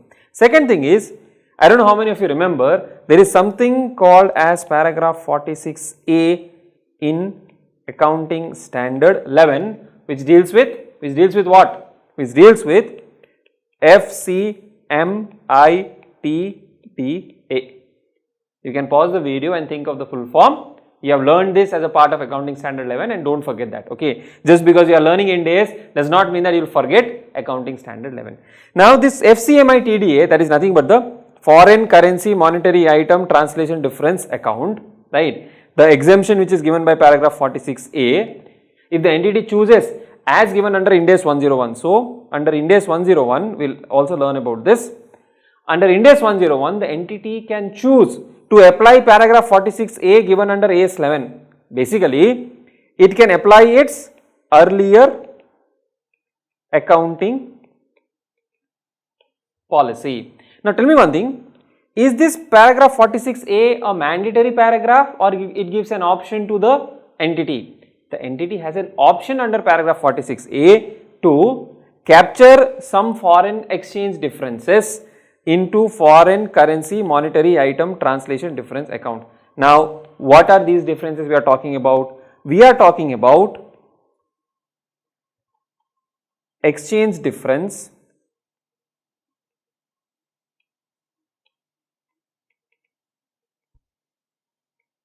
which is arising on a foreign currency monetary item. And one thing, this difference has to be on a long term foreign currency monetary item. Say for example, there is a long term loan in foreign currency of, let us say, $100,000, right? Now, if this loan was obtained to acquire an asset, so say using this loan we have purchased an item of PPE, okay, and that day the exchange rate was say 80. So, our cost becomes 80,12123, which is nothing but INR 80 lakhs is your cost of PPE. Okay. Now, is this PPE a monetary item or a non-monetary item? This is a non-monetary item. So, there is no need to restate the PPE, but we have a foreign currency loan. Now, is this foreign currency loan a monetary item or a non-monetary item? It is a monetary item. Monetary item have to be remeasured. At what rate? At the closing rate. Now, when you remeasure it at the closing rate, there may be gain, there may be losses. Say for example, from this 80, closing rate is 85. Initial recognition rate is 80. What is the difference? 5 multiplied by $100,000, 5 lakhs. So, the loan repayable from 80 lakhs has now increased by another 5 lakhs. You have to pay 85 lakhs. Correct? From 80 lakhs, the loan balance has gone up to 85 lakhs. So, what is this? This is a loss on foreign currency monetary item. Now, what do we do with this loss? The entity has been given two choices. One, recognize in P&L. Now, the same treatment is given by Ind AS 21 also. Under paragraph 46A, the entity has an option to defer this amount and not recognize it in P&L immediately. So, what is the option available here? Under 46A, the entity has been given a choice. What is the choice? First is anyways P&L. If you want, you can take it to P&L. We don't have any problem.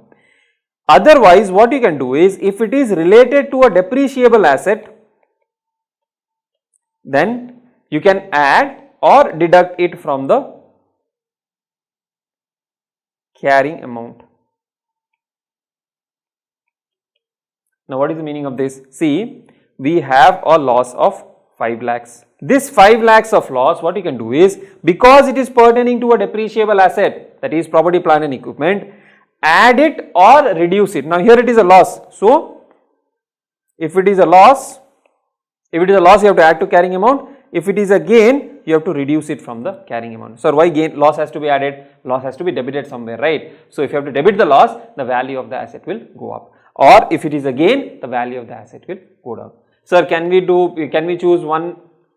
choose 46A when there is a loss, and can we choose normal accounting when there is a gain? That is not allowed. Once you have chosen this, you have to continue to use it. Okay. So, under 46A, if it is pertaining to a depreciable asset, you will add it or reduce it from the carrying amount. If it is pertaining to a non-depreciable asset, then you will capture it in what? you will capture it in foreign currency monetary item translation difference account. This is also called as a component of equity as far as Ind AS 101 is concerned. Okay, so you'll capture it in the balance in FCMI TDA account has to be amortized over the remaining life. Okay, so just to simplify this, what happens is, if at all there is a long term foreign currency monetary item, okay, and that results in an exchange difference, either a gain or a loss, one option is P&L, second option is 46A. 46A says if it is related to a depreciable asset, add it or reduce it from the carrying amount. If it is related to a non-depreciable asset, take it to FCMI TDA account and amortize it over the remaining life, right. Now, if this treatment is followed, means the treatment for these monetary items, this is a monetary item, this is a monetary item. If you follow this particular treatment, if the entity chooses the exemption given under Ind AS 101, then the accounting treatment for monetary item, that is to take it to P&L, does not apply. So it may be a case where the entity is applying Ind AS 21, simultaneously also applying paragraph 46A of AS 11. Okay, so that these are the two exceptions that you need to remember, and also obviously the NIFO thing what I told you, net investment in foreign operation. For this also there is a slight different treatment which we will come to it separately. So to summarize, for monetary items, except those covered under Ind AS 109 under hedge accounting, or for those cases where the earlier accounting given under paragraph 46A is followed, or something related to NIFO, except these three cases, you will recognize the exchange difference in P&L. For non-monetary items, you will check where does the gain or loss on that item go to. If it goes to the P&L, recognize it in P&L. If it goes to the OCI, recognize it in OCI. So this is the summary of the treatment of exchange differences. Now that we have understood recognition and remeasurement, let's have a look at few questions based on those topics. Pretty simple questions. Very unlikely that such kind of questions would be tested in the examination frequently, but again, if these kind of questions come in the examination, it is a sure shot 6 marks or 8 marks question for you, because the concepts are pretty simple and doable. The tougher part or the complex part is around translation of financial statements that we will be doing subsequently. Okay, so these are pretty simple questions. By reading at the question itself, you can figure out that it will be very easy if at all they ask in the examination. So let's see, on 30th of January of year 1, A Limited purchased a machinery for $5,000 from a USA supplier on credit basis. So on credit basis, a machine has been purchased. A Limited's functional currency is rupees or INR. Okay, the exchange rate on the date of transaction is $1 is equal to rupees 60. So basically 5,000 multiplied by 60, it becomes 3 lakhs. Okay, the fair value of the machinery determined on 31st of March of year 1 is 5,500. Now here, if the company wanted, they could have determined the fair value in INR itself, but here they have said that they have done the fair valuation at 5,500. Okay, let's see subsequently. The exchange rate on 31st March of year 1 is rupees 65. Okay, so the fair value of the machine has also increased from 5,000 to 5,500, and the exchange rate has also gone up from 60 to 65. The payment to overseas supplier was done on 31st of March of year 2. When did we purchase? On 30th of January of year 1. When did we repay? When did we pay to the supplier? We paid to the supplier on 31st of March of year 2. So that is after 1 year and 3 months. And the exchange rate on 31st of March of year 2 is $1 is equal to 67.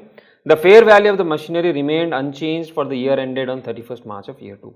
Prepare journal entries for the year ended 31st March of year 1 and year 2 according to Ind AS 21. Tax rate is 30%. Now, why did they give us the tax rate? We are not required to compute any profit and loss. This tax rate is given because if you see subsequently, they follow revaluation model. The moment an entity follows revaluation model, what would happen? There would be a difference between the tax base and the accounting base. Sir, but tax depreciation is not given. Even if tax depreciation is not given, then even if you assume to be the same depreciation rate, to the extent of revaluation, there will be a temporary difference which will be created. So it has been given for you to create a deferred tax entry. Okay.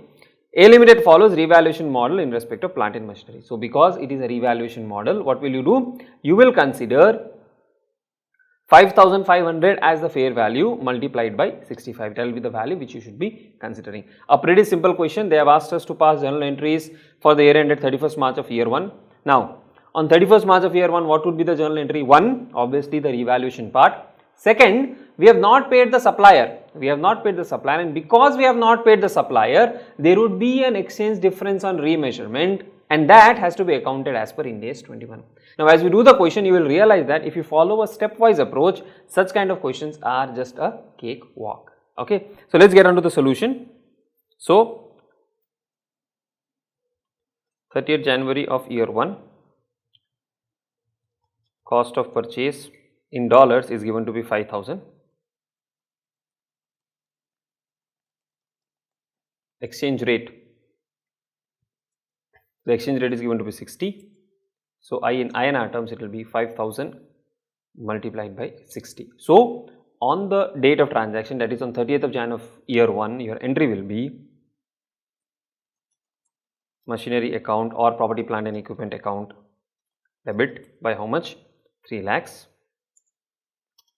to creditor 3 lakhs. Okay, that is on 30th of January of year 1. Then the next thing that would happen on 31st of March of year 1. What are the things that would happen? First, this machinery, the property plant and equipment, this has to be revalued. So, why are we not depreciating and all of that? Because information is not available. So, first you have to revalue, that is one thing. Second, this creditor is also a foreign currency monetary item. It's a foreign currency monetary item. Because it is a monetary item, it has to be remeasured using the closing rate. The property plant and equipment is not a monetary item, it's a non-monetary item. But this property plant and equipment, which is a non-monetary item, it is measured using what? Fair value. So, you will have to measure the fair value and apply which exchange rate? The historical rate or the fair value rate? The exchange rate on the date on which fair value is done, right? So, one is revaluation of machinery, second is remeasurement of creditor.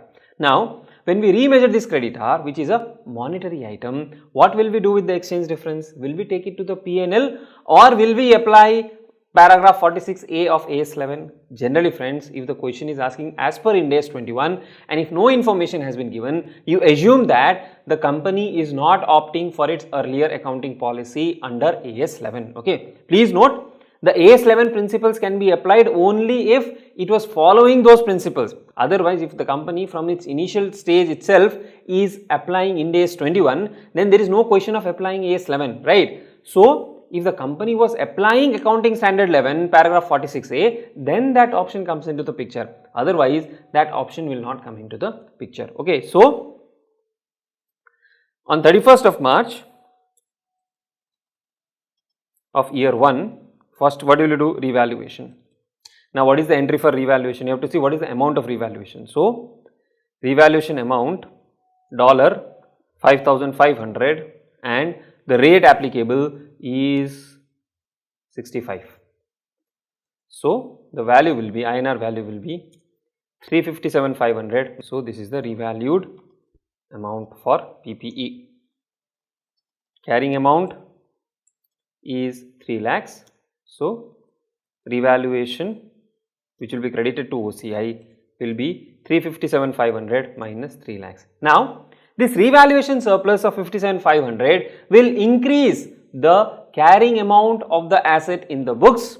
The tax base will not change. So, the carrying amount of the asset is greater than the tax base. This will result in what? This will result in what? This will result in a deferred tax liability, right? So, DTL will be at what rate? They have given 30%. So applying 30%, 57,500 multiplied by 30%, 17,250. Where will we take this DTL to? Will we take it to PNL or OCI? Was when revaluation surplus will go to OCI, the DTL will also go to OCI. That is the second thing. Then this creditor also needs to be restated. So amount payable to creditor is how much? 5,000 or 5,500? Amount payable is 5,000. What is the rate applicable? 65. So 5,000 multiplied by 65, this is 3,25,000. What is the carrying amount? Carrying amount is 3 lakhs. So exchange difference loss is 325 minus 3, 25,000. Why is it a loss? Because the liability value has increased. Earlier we had to pay 3 lakhs, now we have to pay 3,25,000. So we have to pay 25,000 extra, which is a loss. This loss will be debited to P&L. Please note, exchange difference on monetary items to the P&L, excluding those exceptions. And for non-monetary items, it depends on where does the gain or loss on the non-monetary item taken to, right? Now, on 31st of March, as I told, first one is the revaluation entry. So you will say machinery account, which is a PPE. What is the revaluation amount? Revaluation amount is 57,500 to OCI, 57,500. Then OCI debit to deferred tax liability 17,250 and 17,250. Then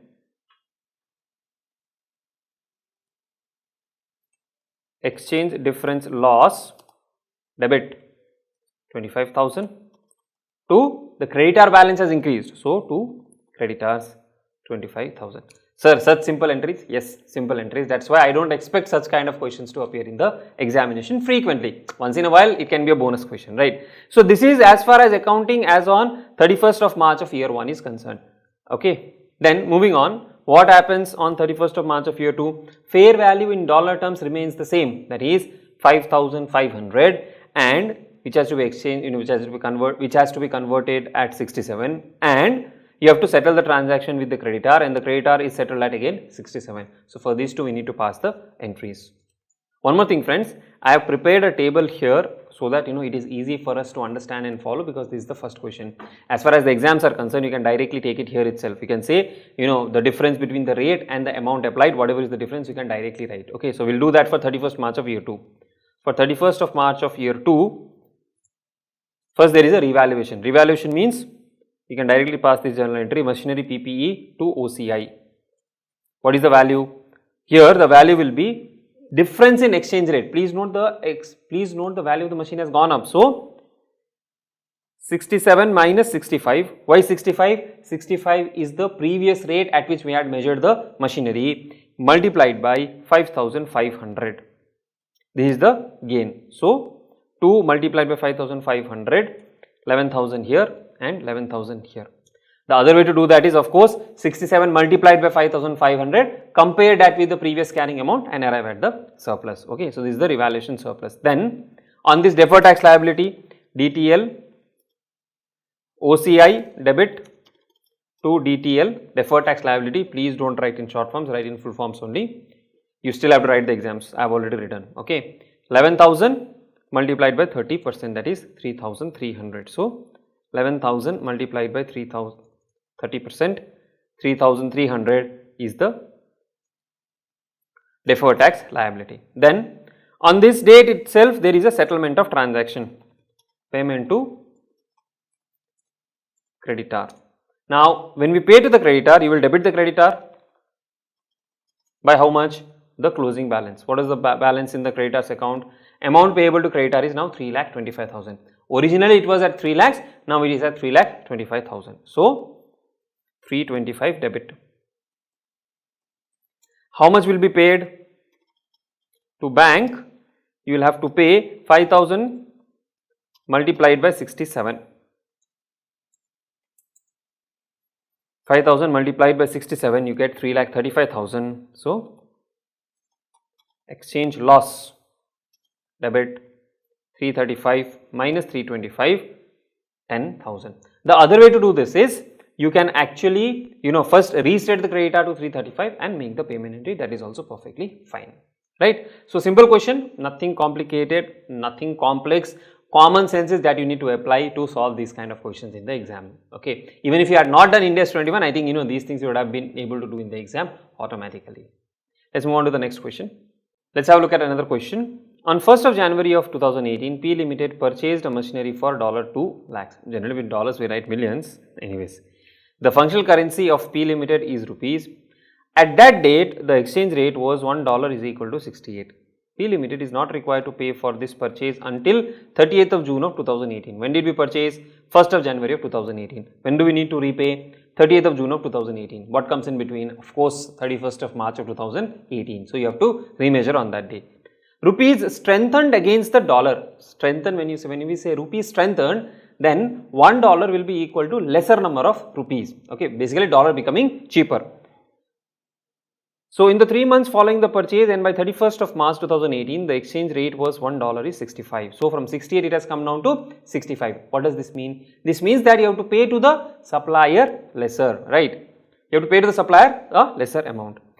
The CFO of P Limited feels that these exchange fluctuation would not affect the financial statements because P Limited has an asset and a liability denominated in rupees. Now, I don't know how did he become the CFO. He would have even if you would have learned AS 11, he would not be making such statements. Anyways, so the CFO says that because we have liabilities and assets in INR, there will not be any impact.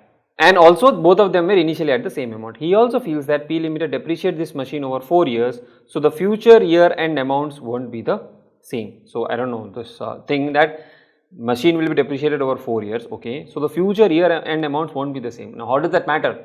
Asset, it is recognized separately. Liability, it is recognized separately. The asset that you have recognized, you have converted that into INR and it will continue to remain in INR.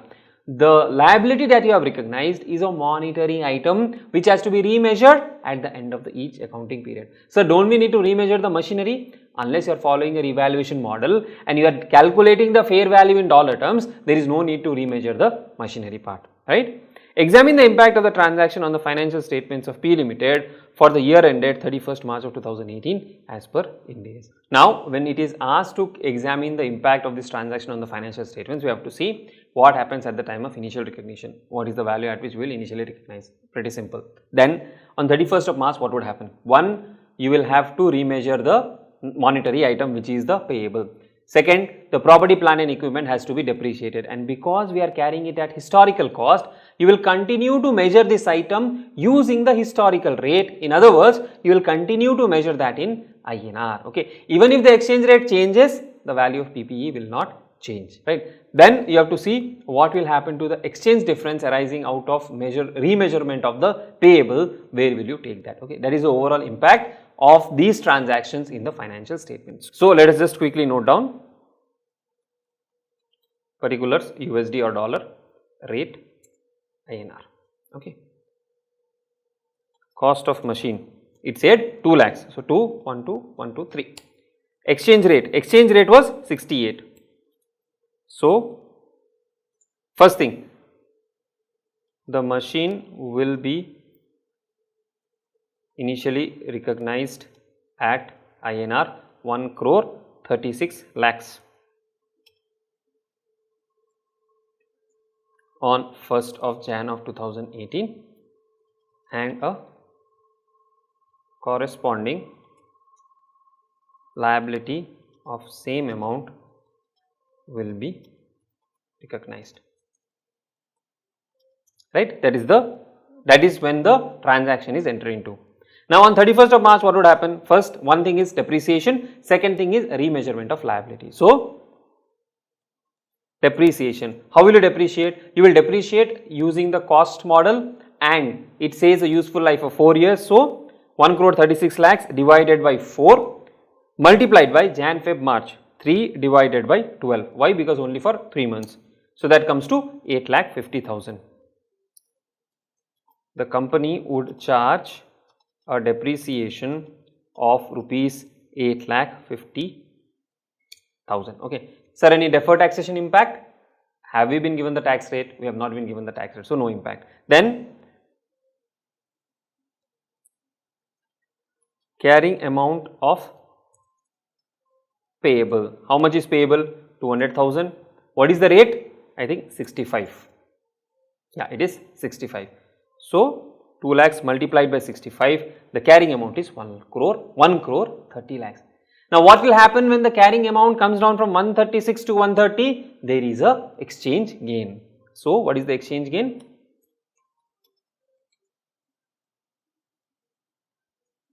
₹6 lakhs. The company will recognize an exchange gain of rupees 6 lakhs. Okay. So, for the financial year ending 31st of March of 2018, an exchange gain of rupees 6 lakhs will be recognized on remeasurement of monetary item, that is payable. So, can I also add carrying amount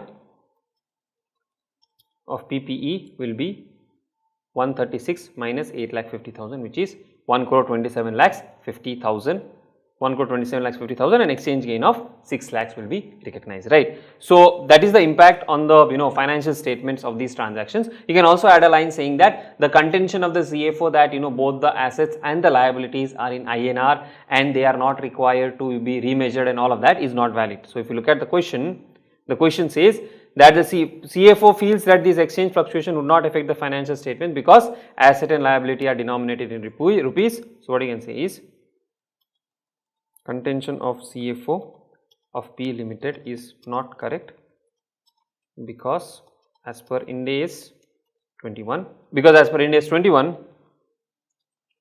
foreign currency monetary item are remeasured using the closing rate. The non-monetary items are carried using the historical rate. Hence, liability would be remeasured, but PPE would not be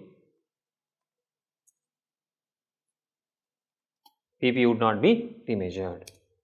Okay. So, this is how you will solve this kind of question. Again, a highly unlikely question in the examination. Let us have a look at another question.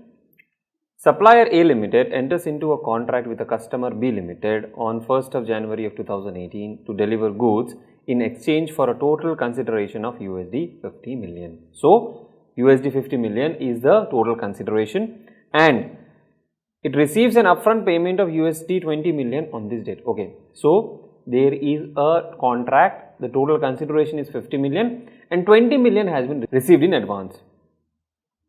The functional currency of the supplier is INR. So, for A Limited, functional currency is INR.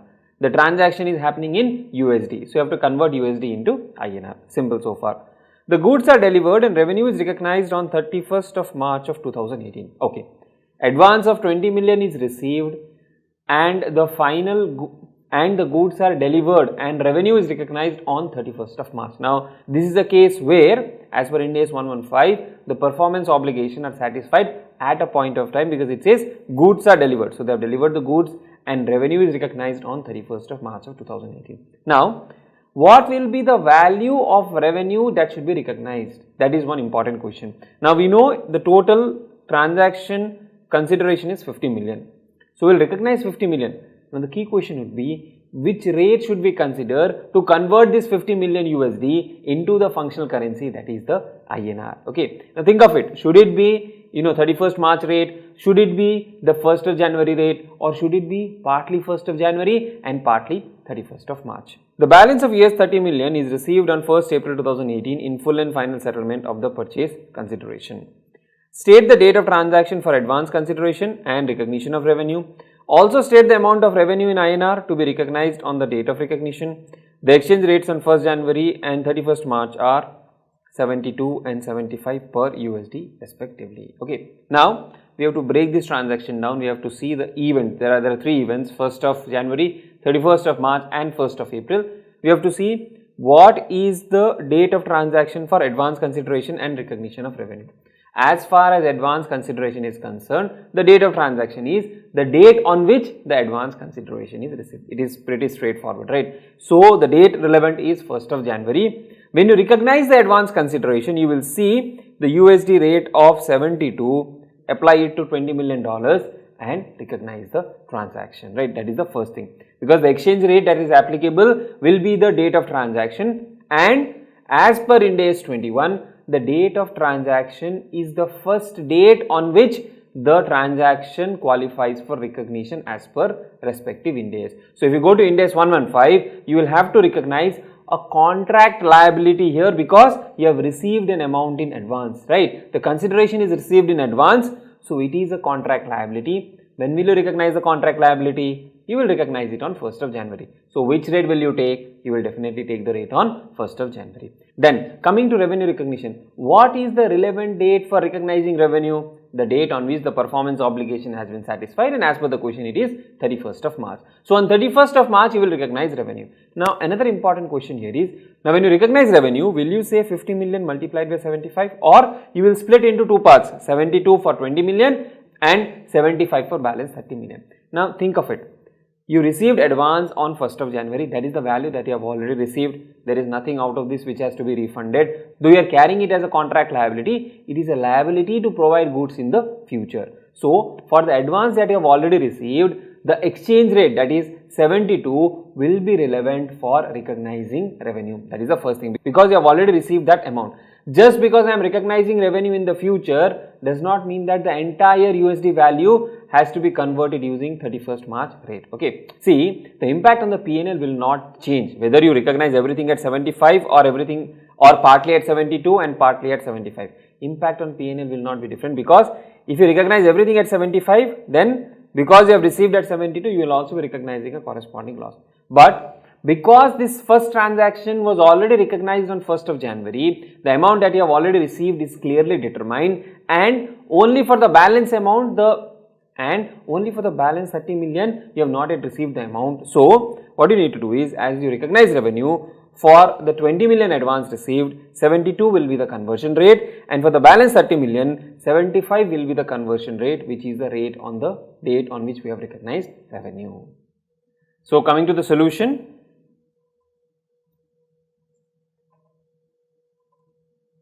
for advance, recognition is on 1st of January of 2018. 1st of January of 2018, USD 20 million, USD 20 million, rate 72, rate will be 72. So INR you will recognize 20 multiplied by 72, 1440 millions, if you have to say in INR millions. Okay, this is the advance recognition. Revenue recognition will be on 31st of March of 2018. Okay, now as far as revenue recognition is concerned, out of the total 50 million, you have to split it. Why? Because you will have to de-recognize this advance, which is a contract liability.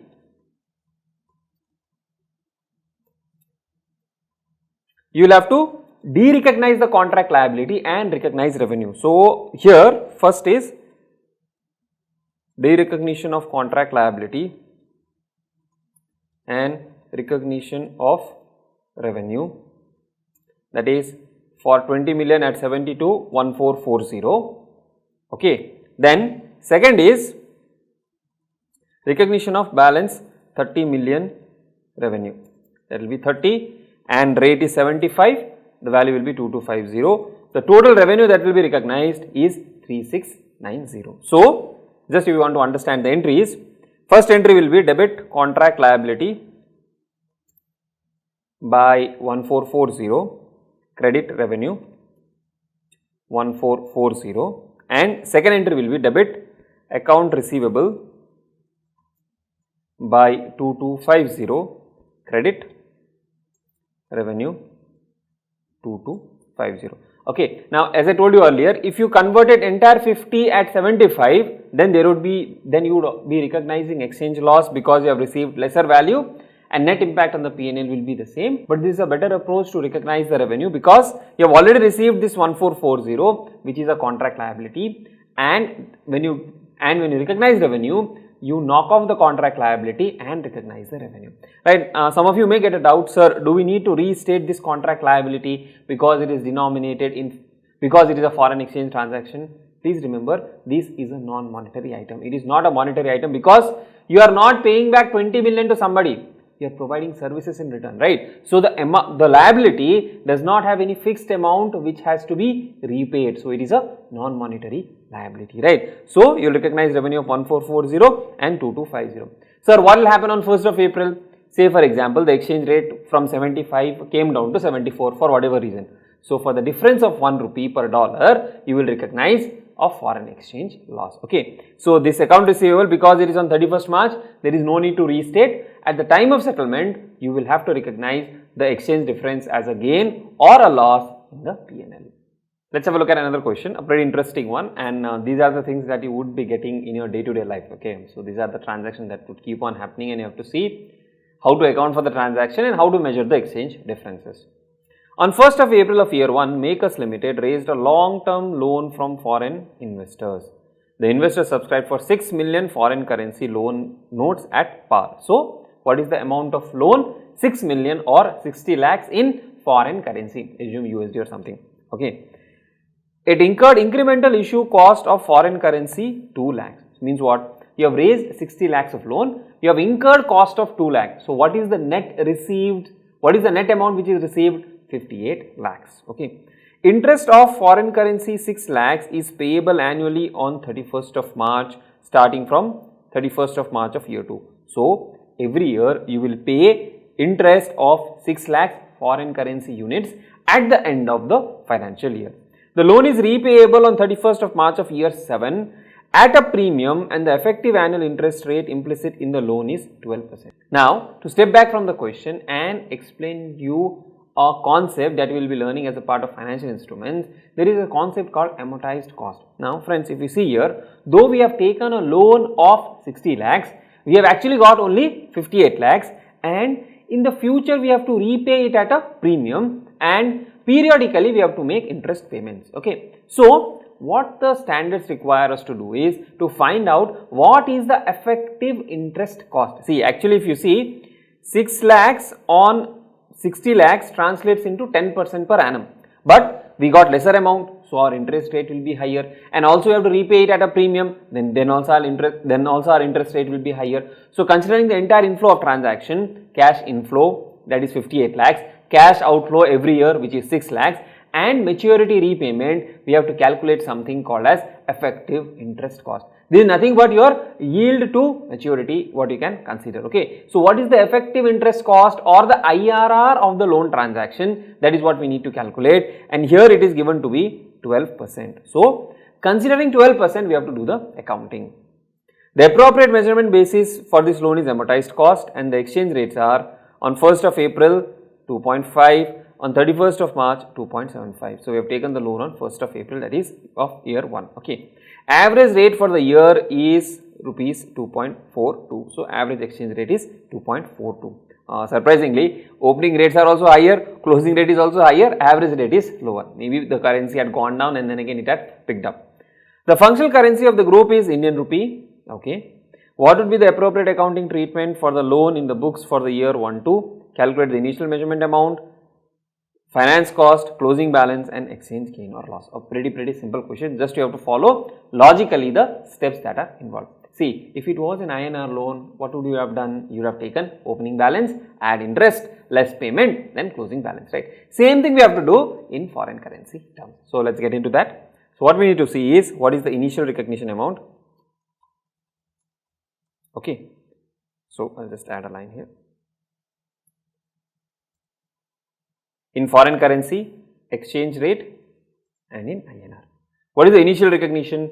The question says 6 million loan raised, but 2 million of incremental cost. So it's like I have got 60 lakhs and I have to immediately pay 2 lakhs. So what is the net amount that I have received? I have received only 58 lakhs. So I'll take 58 lakhs.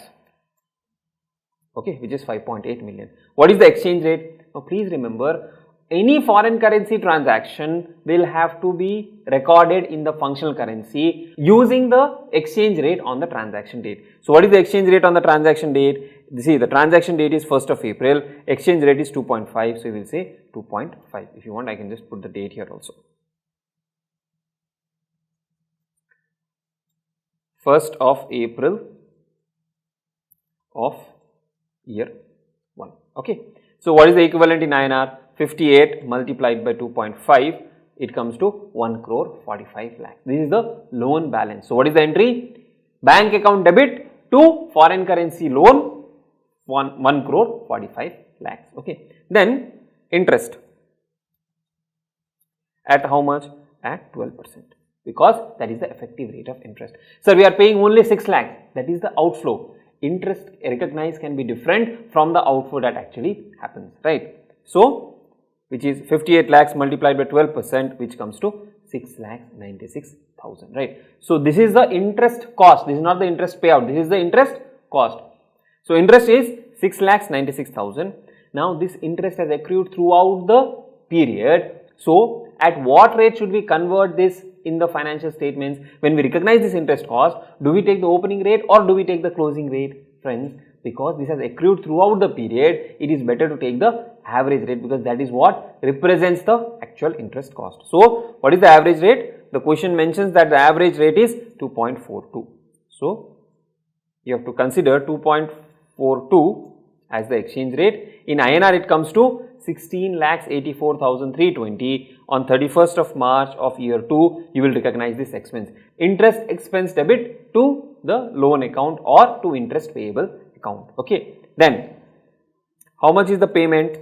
Payment, if you see, will be 6 lakhs.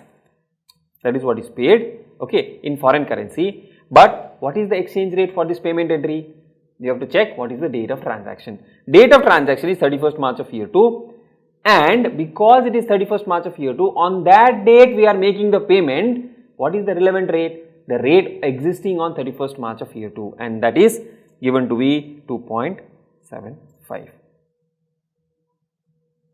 2.75. So, when you record it in INR terms, it comes to 1650. So, what has happened here?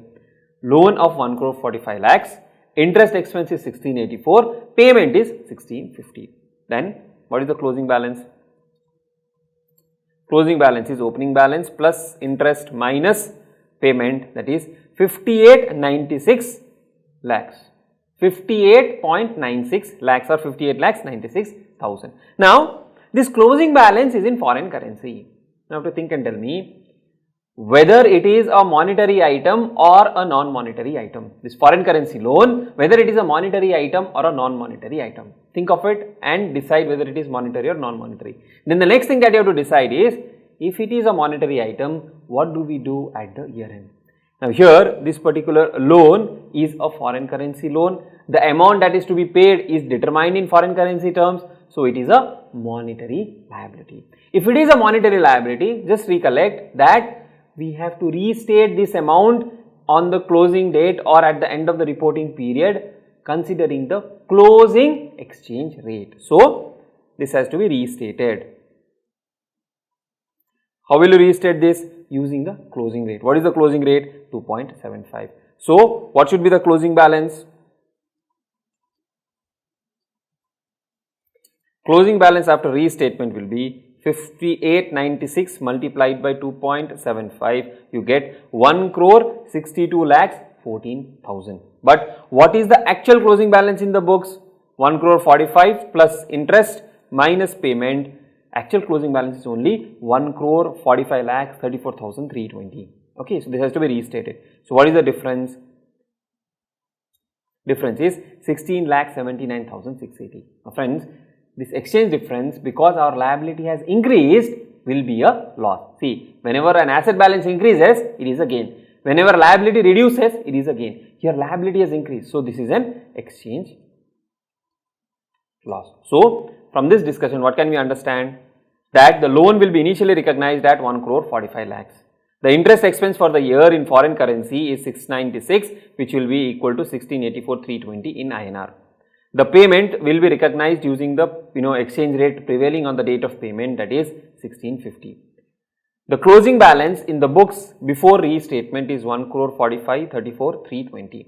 Because it is a foreign currency loan, because it is a monetary item, we have to restate the monetary item. After restatement, the balance comes to 1 crore 62 lakhs 14,000. And the difference between these two, that is 1679,680, will be the exchange loss. So, if you look at the question, what have they asked? They have said initial measurement amount, you have to write the initial measurement amount is so much. Finance cost is so much in foreign currency and in INR.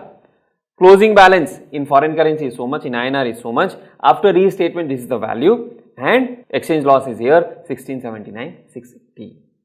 So, friends, we have so far discussed about accounting for foreign currency transaction. how to initially recognize them, how to measure them, what to do at the time of free measurement, what to do with the exchange differences and related aspects. This is the simpler part of the standard. We will now move on to the complex part of the standard where a lot of students face difficulty. Now the difficulty is faced because the underlying logics and concepts are not learned rightly. If you start by hearting these things, you will never be able to master this particular standard. In fact, this holds true for almost all the standards, and I have been, I think, telling this to you again and again that you have to learn things conceptually. Okay. Now the next topic that we will be taking up as a part of this standard is translation. You might be wondering, sir, we have already done translation. From USD we have translated the amounts to INR. Yes, we have done that, but that is with respect to specific transaction. So far what we have done are the conversion of foreign currency transactions which are entered into by the entity. So say for example, we have an Indian company, it has exported certain items, that is the transaction entered into by the company, and we have converted that foreign currency transaction into the functional currency. The thing that we will be understanding now is translation of financial statements. You can understand it this way. Translation of what? Financial statements. Now it can be trial balance, it can be profit and loss, it can be balance sheet, but what we are doing? We are translating financial statements into the functional currency. Now the next question is financial statements of what? Financial statements which are not in the presentation currency, or maybe the financial statements of a foreign operation. Okay, these are the two aspects we will be dealing with. These are the two aspects that we will be dealing with. First, the accounting is done in functional currency and the presentation currency is different. Second, there is a foreign operation for which we have to do the translation. The logic, the principles would be by and large similar when we talk about these two items. So let's now understand how do we translate a financial statement from a functional currency to the presentation currency. First, let's take a very simple example. Say there is an Indian company. Okay. And this Indian company has a functional currency which is, say, USD. Okay. Now the presentation currency is INR. Tell me, now first thing that we need to understand is all the accounting transactions that will be recorded in this particular currency which is USD. You will not record any transaction in INR. So what if the transaction itself is in INR? Even that you have to convert into USD and record it, because accounting will be done in the functional currency. That is the first thing. Then say for example, there is a foreign currency transaction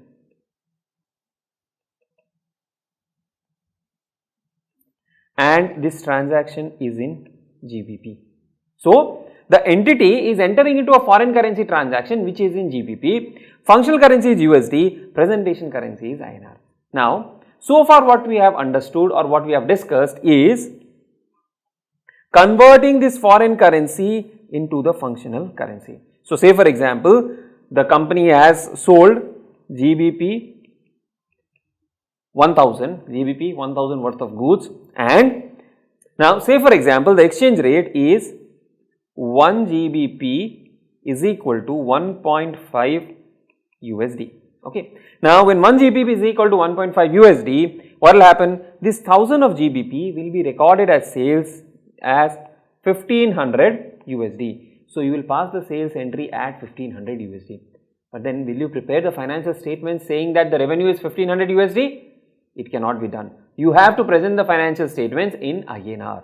So if you have to present the financial statements in INR, you have to first prepare the financial statements in functional currency, and you have to translate these financial statements from the functional currency to the presentation currency. So what happens? This is a transaction. Please understand this difference again. From foreign currency to functional currency. So please keep this in mind. From GBP, that is the foreign currency, to the functional currency, whatever we are doing, this is an accounting for transaction. Okay. Then from functional currency, when we have to convert it into INR, because we have to present the financial statements in INR, this is called translation. See, in a way even this is translation, but that is accounting for a foreign currency transaction. Here it is translation of a foreign currency transaction. So we need to understand how do we translate financial statements and present them in the presentation currency. Sir, if functional currency is same as the presentation currency, then no need to translate. Okay, there is no question of translation of financial statements. Another scenario what can arise is that, say there is an Indian company, let's say there is an entity, say it is a parent or father. Okay, just for understanding purpose. Then this entity has a branch. This entity has a branch, it's a foreign operation. Say this is the child. Okay. Now, when this entity, the father entity, when it has to present the financial statements, it will also include the financial statements of child. Now, say for a moment that father, the presentation currency applicable is INR. Functional currency is also INR. Okay. This child is in US and the functional currency is USD. So, what we need to do? We need to take this USD financial statements, translate that into INR, which is the presentation and the functional currency of the parent. So, sometimes what may happen is, foreign operation has functional currency as USD, parent has functional currency, say GBP, just for example, okay, and presentation happens in INR. So, now here what happens is, the foreign operation, the functional currency is USD, this firstly you have to convert into GBP, that is the parent's functional currency, and then you have to convert into INR, which is the presentation currency. This is the most most widely adopted approach.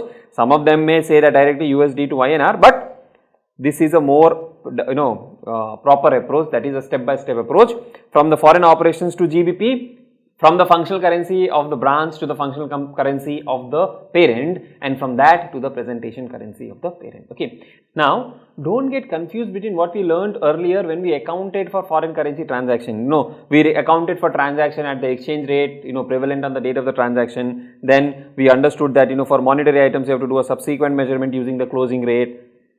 And for non-monetary items, there could be a P&L recognition or OCI recognition. That is for transaction. That is like the entity, the parent company or the reporting entity itself entering into a foreign currency transaction. When we are talking about translation, what we will be understanding now, we are converting financial statements from one currency to another currency. In most of the cases, it will be the functional currency to the presentation currency, or the functional currency of the branch to the currency of the parent, right? That is what we are understanding now. We are not talking about individual specific transaction, we are talking about financial statements as a whole, and more often these kind of questions is what will be tested in the examination than a simple foreign exchange transaction. So, one last time, the difference between these two is, first, there is a foreign currency transaction where the entity is entering into a transaction. Second, there is a translation where there is a translation of the financial statements. Here transactions are not being converted. In the second case, we are taking up a financial statement and we are translating the financial statements. That is what we will be understanding now. So, now that we have understood the meaning of translation and why do we do the translation, we need to understand what is the principle for translating a financial statement from one currency to another currency. Generally, as I told you, it will be from the functional currency to the presentation currency, or of a foreign operation to the functional and the presentation currency. So, the principles which are given by Ind AS 21 are pretty simple. You just need to take line items of the P&L and the balance sheet and convert them one by one. So, as far as assets and liabilities are concerned, you have to take the closing rate. So, closing rate of which date? Balance sheet date. So, exchange rate will be closing rate and date will be the balance sheet date. Meaning to say, if you are preparing financial statements for 31st of March of year 2, then you will take the exchange rate of 31st of March of year 2. Say for example, you are presenting balance sheet as comparatives. So, you have 31st of March of year 2 and you also have 31st of March of year 1. Okay. Now, this is the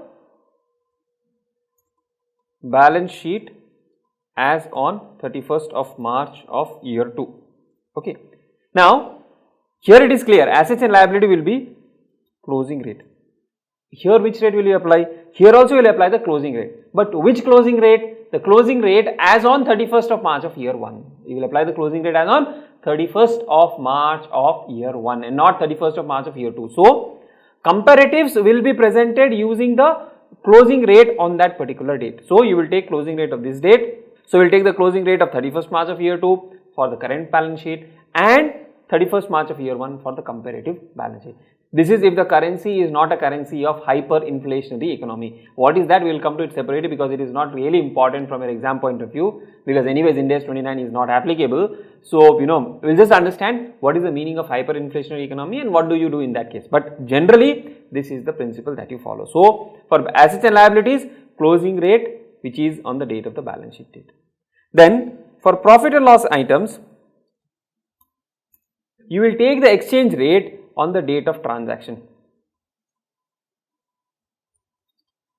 Each transaction, what is the exchange rate? So, then is it not like we are taking one transaction and converting that into our functional currency? Yes. For P&L items, you have to convert each transaction from the functional currency to the reporting currency using the exchange rate on the date of the transaction. So, then what is the fun in preparing the financial statements in functional currency? See, the reason why we prepare financial statements in functional currency or record the transaction in functional currency, because the functional currency is the currency which impacts the entity. So, that is why the transactions are reported in functional currency. A first set of financial statements may also be prepared in functional currency and then they are translated into the presentation currency. Okay. Now, in case of a lot of companies, you will have thousands and lakhs of transactions. If you start converting each and every transaction, it becomes really cumbersome. So, what they can do is, you can also take an average rate. Provided, the currency is not fluctuating highly, you can take the average rate with respect to each of those transactions. So, if I were to ask you, if you have to translate sales, what rate will you use? You will use the average rate. If you have to translate purchases, what rate will you use? You will use the average rate. If you have to translate debtors, what rate will you use? Closing rate. If you have to translate fixed asset, what rate will you use? You will again use the closing rate. Okay. Don't think that non-monetary item, the date of transaction, no. Balance sheet items, that is assets and liabilities, using the closing rate. Now, which rate will you use to convert equity? I am repeating, which rate will you use to convert equity? We said assets and liabilities closing rate, profit and loss items individual transaction rate. What about equity? Equity will be carried at its historical amount. Okay, you will not convert or you will not apply any rate to the equity. That is, equity is the number which will not change. Only thing that gets added is the P&L for the period or OCI for the period, that will get added, but you will not translate equity. So, if equity in presentation currency was 1 lakh, you will continue to show that as 1 lakh in the financial statements. Now, after doing all these translations and conversions, what would happen is, you are converting one leg of the transaction using one rate and the other leg of the transaction using some other rate. Say for example, just for argument's sake, say for example, we have sales $1,000, okay, and debtors $1,000, and dollar is the functional currency. Okay. Now, what are we saying? We are saying that when you convert from the functional currency to the presentation currency, use different rates. One is, for the sales, use the rate on the date of transaction. Assume it is 75. So, 1000 multiplied by 75, you get 75,000. Debtors, use the closing rate. 1000 multiplied by, say the closing rate is 78, it is 78,000. What the standard says is, because of this, there will be differences at the time of translation and the difference will have to be accumulated to OCI. So, the difference whatever is there, 78 minus 75, 3000 balancing figure will be accumulated in OCI. The difference of 3000 will be accumulated in OCI. Okay. So, that is one thing you have to remember, it will not be taken to P&L when there is a translation of a financial statement from one currency to another currency. That is most likely the case where I said from functional to presentation or of a foreign operation to the functional of the parent. The difference that arises will be accumulated in FCI. This is generally written as FCTR, that is foreign currency translation reserve. Okay, till when can we carry? In case of a foreign operation, till the time you dispose of the foreign operation, you will continue to show it as FCTR. In case of conversion from functional to presentation only of the same entity, till the time the entity exists, this OCI will continue to exist, right? So the translation, if I have to summarize once again, assets and liabilities, closing rate, profit and loss items, individual exchange rate or average rate of the transaction, equity, historical values. You will continue to carry equity. When I say equity, your share capital, your reserves, whatever is the historical value will continue to carry that, which means if in the current period you have converted some P&L balance using the current exchange rate, the average exchange rate, in the next year you will not again recompute that. You will continue to carry it at the historical cost or historical values only. Now, this principle that I told you, that is the conversion from a functional currency financial statement to presentation currency financial statements, same logic, same principle will apply if you have to incorporate the financial statement of a foreign operation into the parent financial statements. Now, I have been using this term called foreign operation quite often. What is this foreign operation? Foreign operation can be a subsidiary, it can be an associate, it can be a joint venture, or it can be a branch of the reporting entity which is conducting its business in a country or in a currency other than that of the reporting entity. So, put it very simply, if the reporting entity is, let us say, in India and it has a branch in the US, because the branch is in a different country, it becomes a foreign operation. Or say for example, the company is in India and the functional currency of this reporting entity is INR. The branch is also in India, but the functional currency of the branch is USD. So why? Because the branch has exposure to, let us say, US economy, all the transactions are done out of, based out of US. So this branch specifically has the functional currency USD. So though both of them are in India, because the branch has a different functional currency, this branch also becomes a foreign operation. So a foreign operation can be a subsidiary, associate, joint venture, or a branch which is conducting business or which is carrying out its operation in another country or in another functional currency. Okay, that is when we call these subsidiary, branches, the joint venture, associates as foreign operation.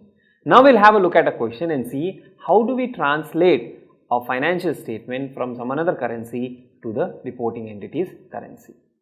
Let's have a look at another question. Infotech Global Limited has a functional currency of USD. So we are talking about what? Infotech Global Limited, the functional currency is USD, and needs to translate its financial statement into the functional and presentation currency of Infotech Inc. $. So most likely this Infotech Global Limited is a subsidiary and we have to convert these financial statements of Infotech Global Limited into the functional currency and presentation currency of Infotech Inc., which is $. So from USD, which is the functional currency of this entity, we have to convert the financial statements to the $, which is the currency of Infotech Inc. Okay. So they have given us property, plant and equipment, receivable, total assets, issued capital, opening retained earnings, that is at the beginning of the period, P&L, profit for the period, accounts payable, accrued liabilities, and total equity and liabilities 985.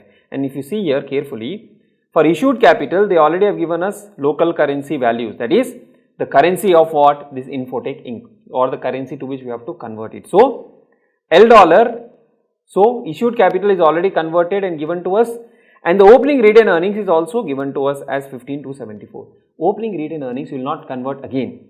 To this opening retained earnings, what you will do is the current year P&L, you will convert that into $, and you will add that to the opening retained earnings. Okay. So all of these have been given, we just need to convert these from USD to local currency dollars.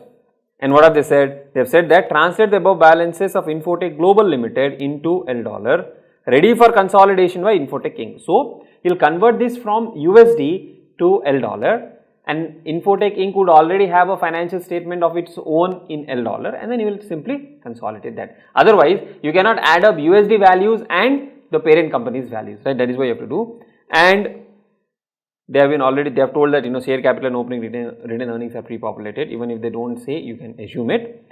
and prepare a working of the cumulative balance of the foreign currency translation reserve. So, then after translation, you have to prepare a reconciliation kind of statement showing the components of foreign currency translation reserve. So, let's get into it. And yes, they have given this additional information. Exchange rate at beginning, $1 is equal to USD 1.22. Then average rate is 1.175 and rate at the end of the year is 1.13. Now friends, please note we are converting from USD to L dollars and they have given us value of $1 is equal to USD so much. So, if you have to convert from USD to L dollar, you have to divide and not multiply because exchange rates have been given as $1 is equal to USD 122. So, 1 L dollar is USD 1.22. So, USD 1 will be $1 divided by 1.22. So, accordingly, for all of these, you have to do the divisions and not multiplication. Another kind of silly mistakes what students tend to do in the examination in hurry bari. They always think that all exchange rates are based on 1 USD is equal to how much? 1 USD is equal to so much INR, 1 USD is equal to so much GBP. It is not like that. You have to look at the information and you have to do the translation. So, let's get into it. So, to quickly revise the translation principles, assets and liabilities, closing rate, equity and opening retained earnings, you will not touch. Profit and loss, we will use the average rate because it has the transactions have happened throughout the period, as simple as that. So, particulars, USD amount, exchange rate, L dollar amount. Okay. So, coming to the particulars, property, plant and equipment, how many USDs? 50,000 USDs. I am just noting them down quickly. Receivables 935. Okay, so the total 985. Then issued capital 50. Opening retained earnings 28. Now here exchange rate is not applicable. Okay, so you will take directly the value which are given 30,055 and 15,274. Okay, then profit for the year 20,000.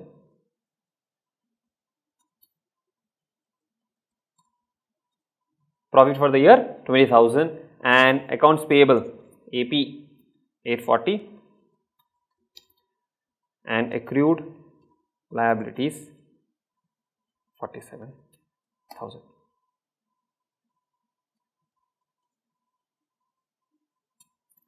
Now, this is a tallied financial statements presented in USD which we have to now convert into L dollars, right? PPE closing rate. What is the closing rate?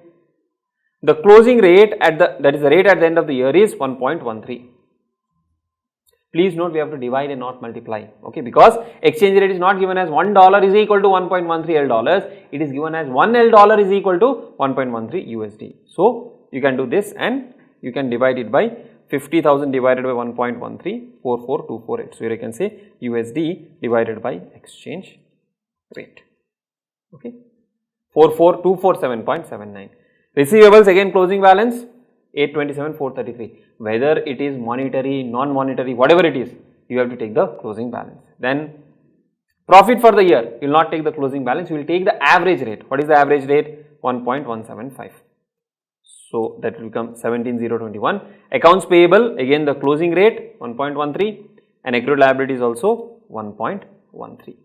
So it will be so much. And if you do the total here, basically, you can use the calculator and do the total, you get 847,306.03. That is, adding all of these 30,055 plus 15,274, 17,021, 743, 362, 41,592, you get 847,306. I know you can pause the video and do the calculation because I don't see any value addition if I start doing, calculating all of this manually. Pause the video, do the calculation and then continue.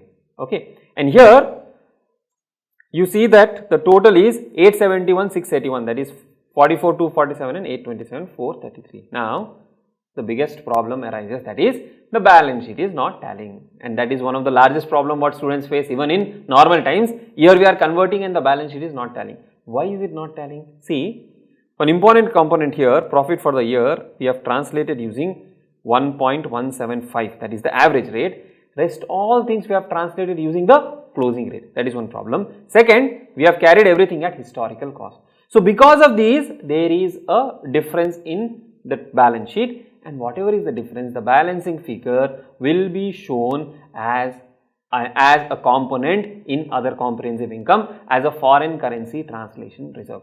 Those of you who would be working in MNCs where you have to do the consolidation, this is one item which will come up again and again, and it is subject to significant scrutiny at the time of audit, because you can just change the reserves balance by playing around with the foreign currency trial balances, right? So though it is a balancing figure, just don't try to do a balancing figure, try to think through and understand whether actually there is a foreign currency translation reserve. So here 847 and 871 681, so obviously the liabilities, equity and liabilities side is lesser. So here you will have, can add one more item, that is FCTR, which is the OCI, other comprehensive income. That is the difference between what? 871 681 minus 847 306, that is 24 375.39. So if you paste it here, you can't copy paste. Okay, I can copy paste, you cannot copy paste. So that will be, so I need to 871 681. So this is the most important part here, which is your FCTR, that is foreign currency translation reserve, OCI balance 24 3. So this is the most important part here, FCTR balance, which is 24 375. Where will you show it? Under reserves. Till when? Till the time this entity disposes of this subsidiary or loses control of this subsidiary. Okay, you will show this under OCI 24 375. Now the question also asked us to prepare a working of this FCR. So we have to prepare that working of FCTR. Now what are the items contributing? 1. Profit for the year. Second, the opening balance of issued capital and retained earnings. Okay. So what is the closing balance of each of these? Profit for the year is 20,000 in dollar terms. Then retained earnings is 28,000. Then issued capital is retained earnings is 28, issued capital is 50,000.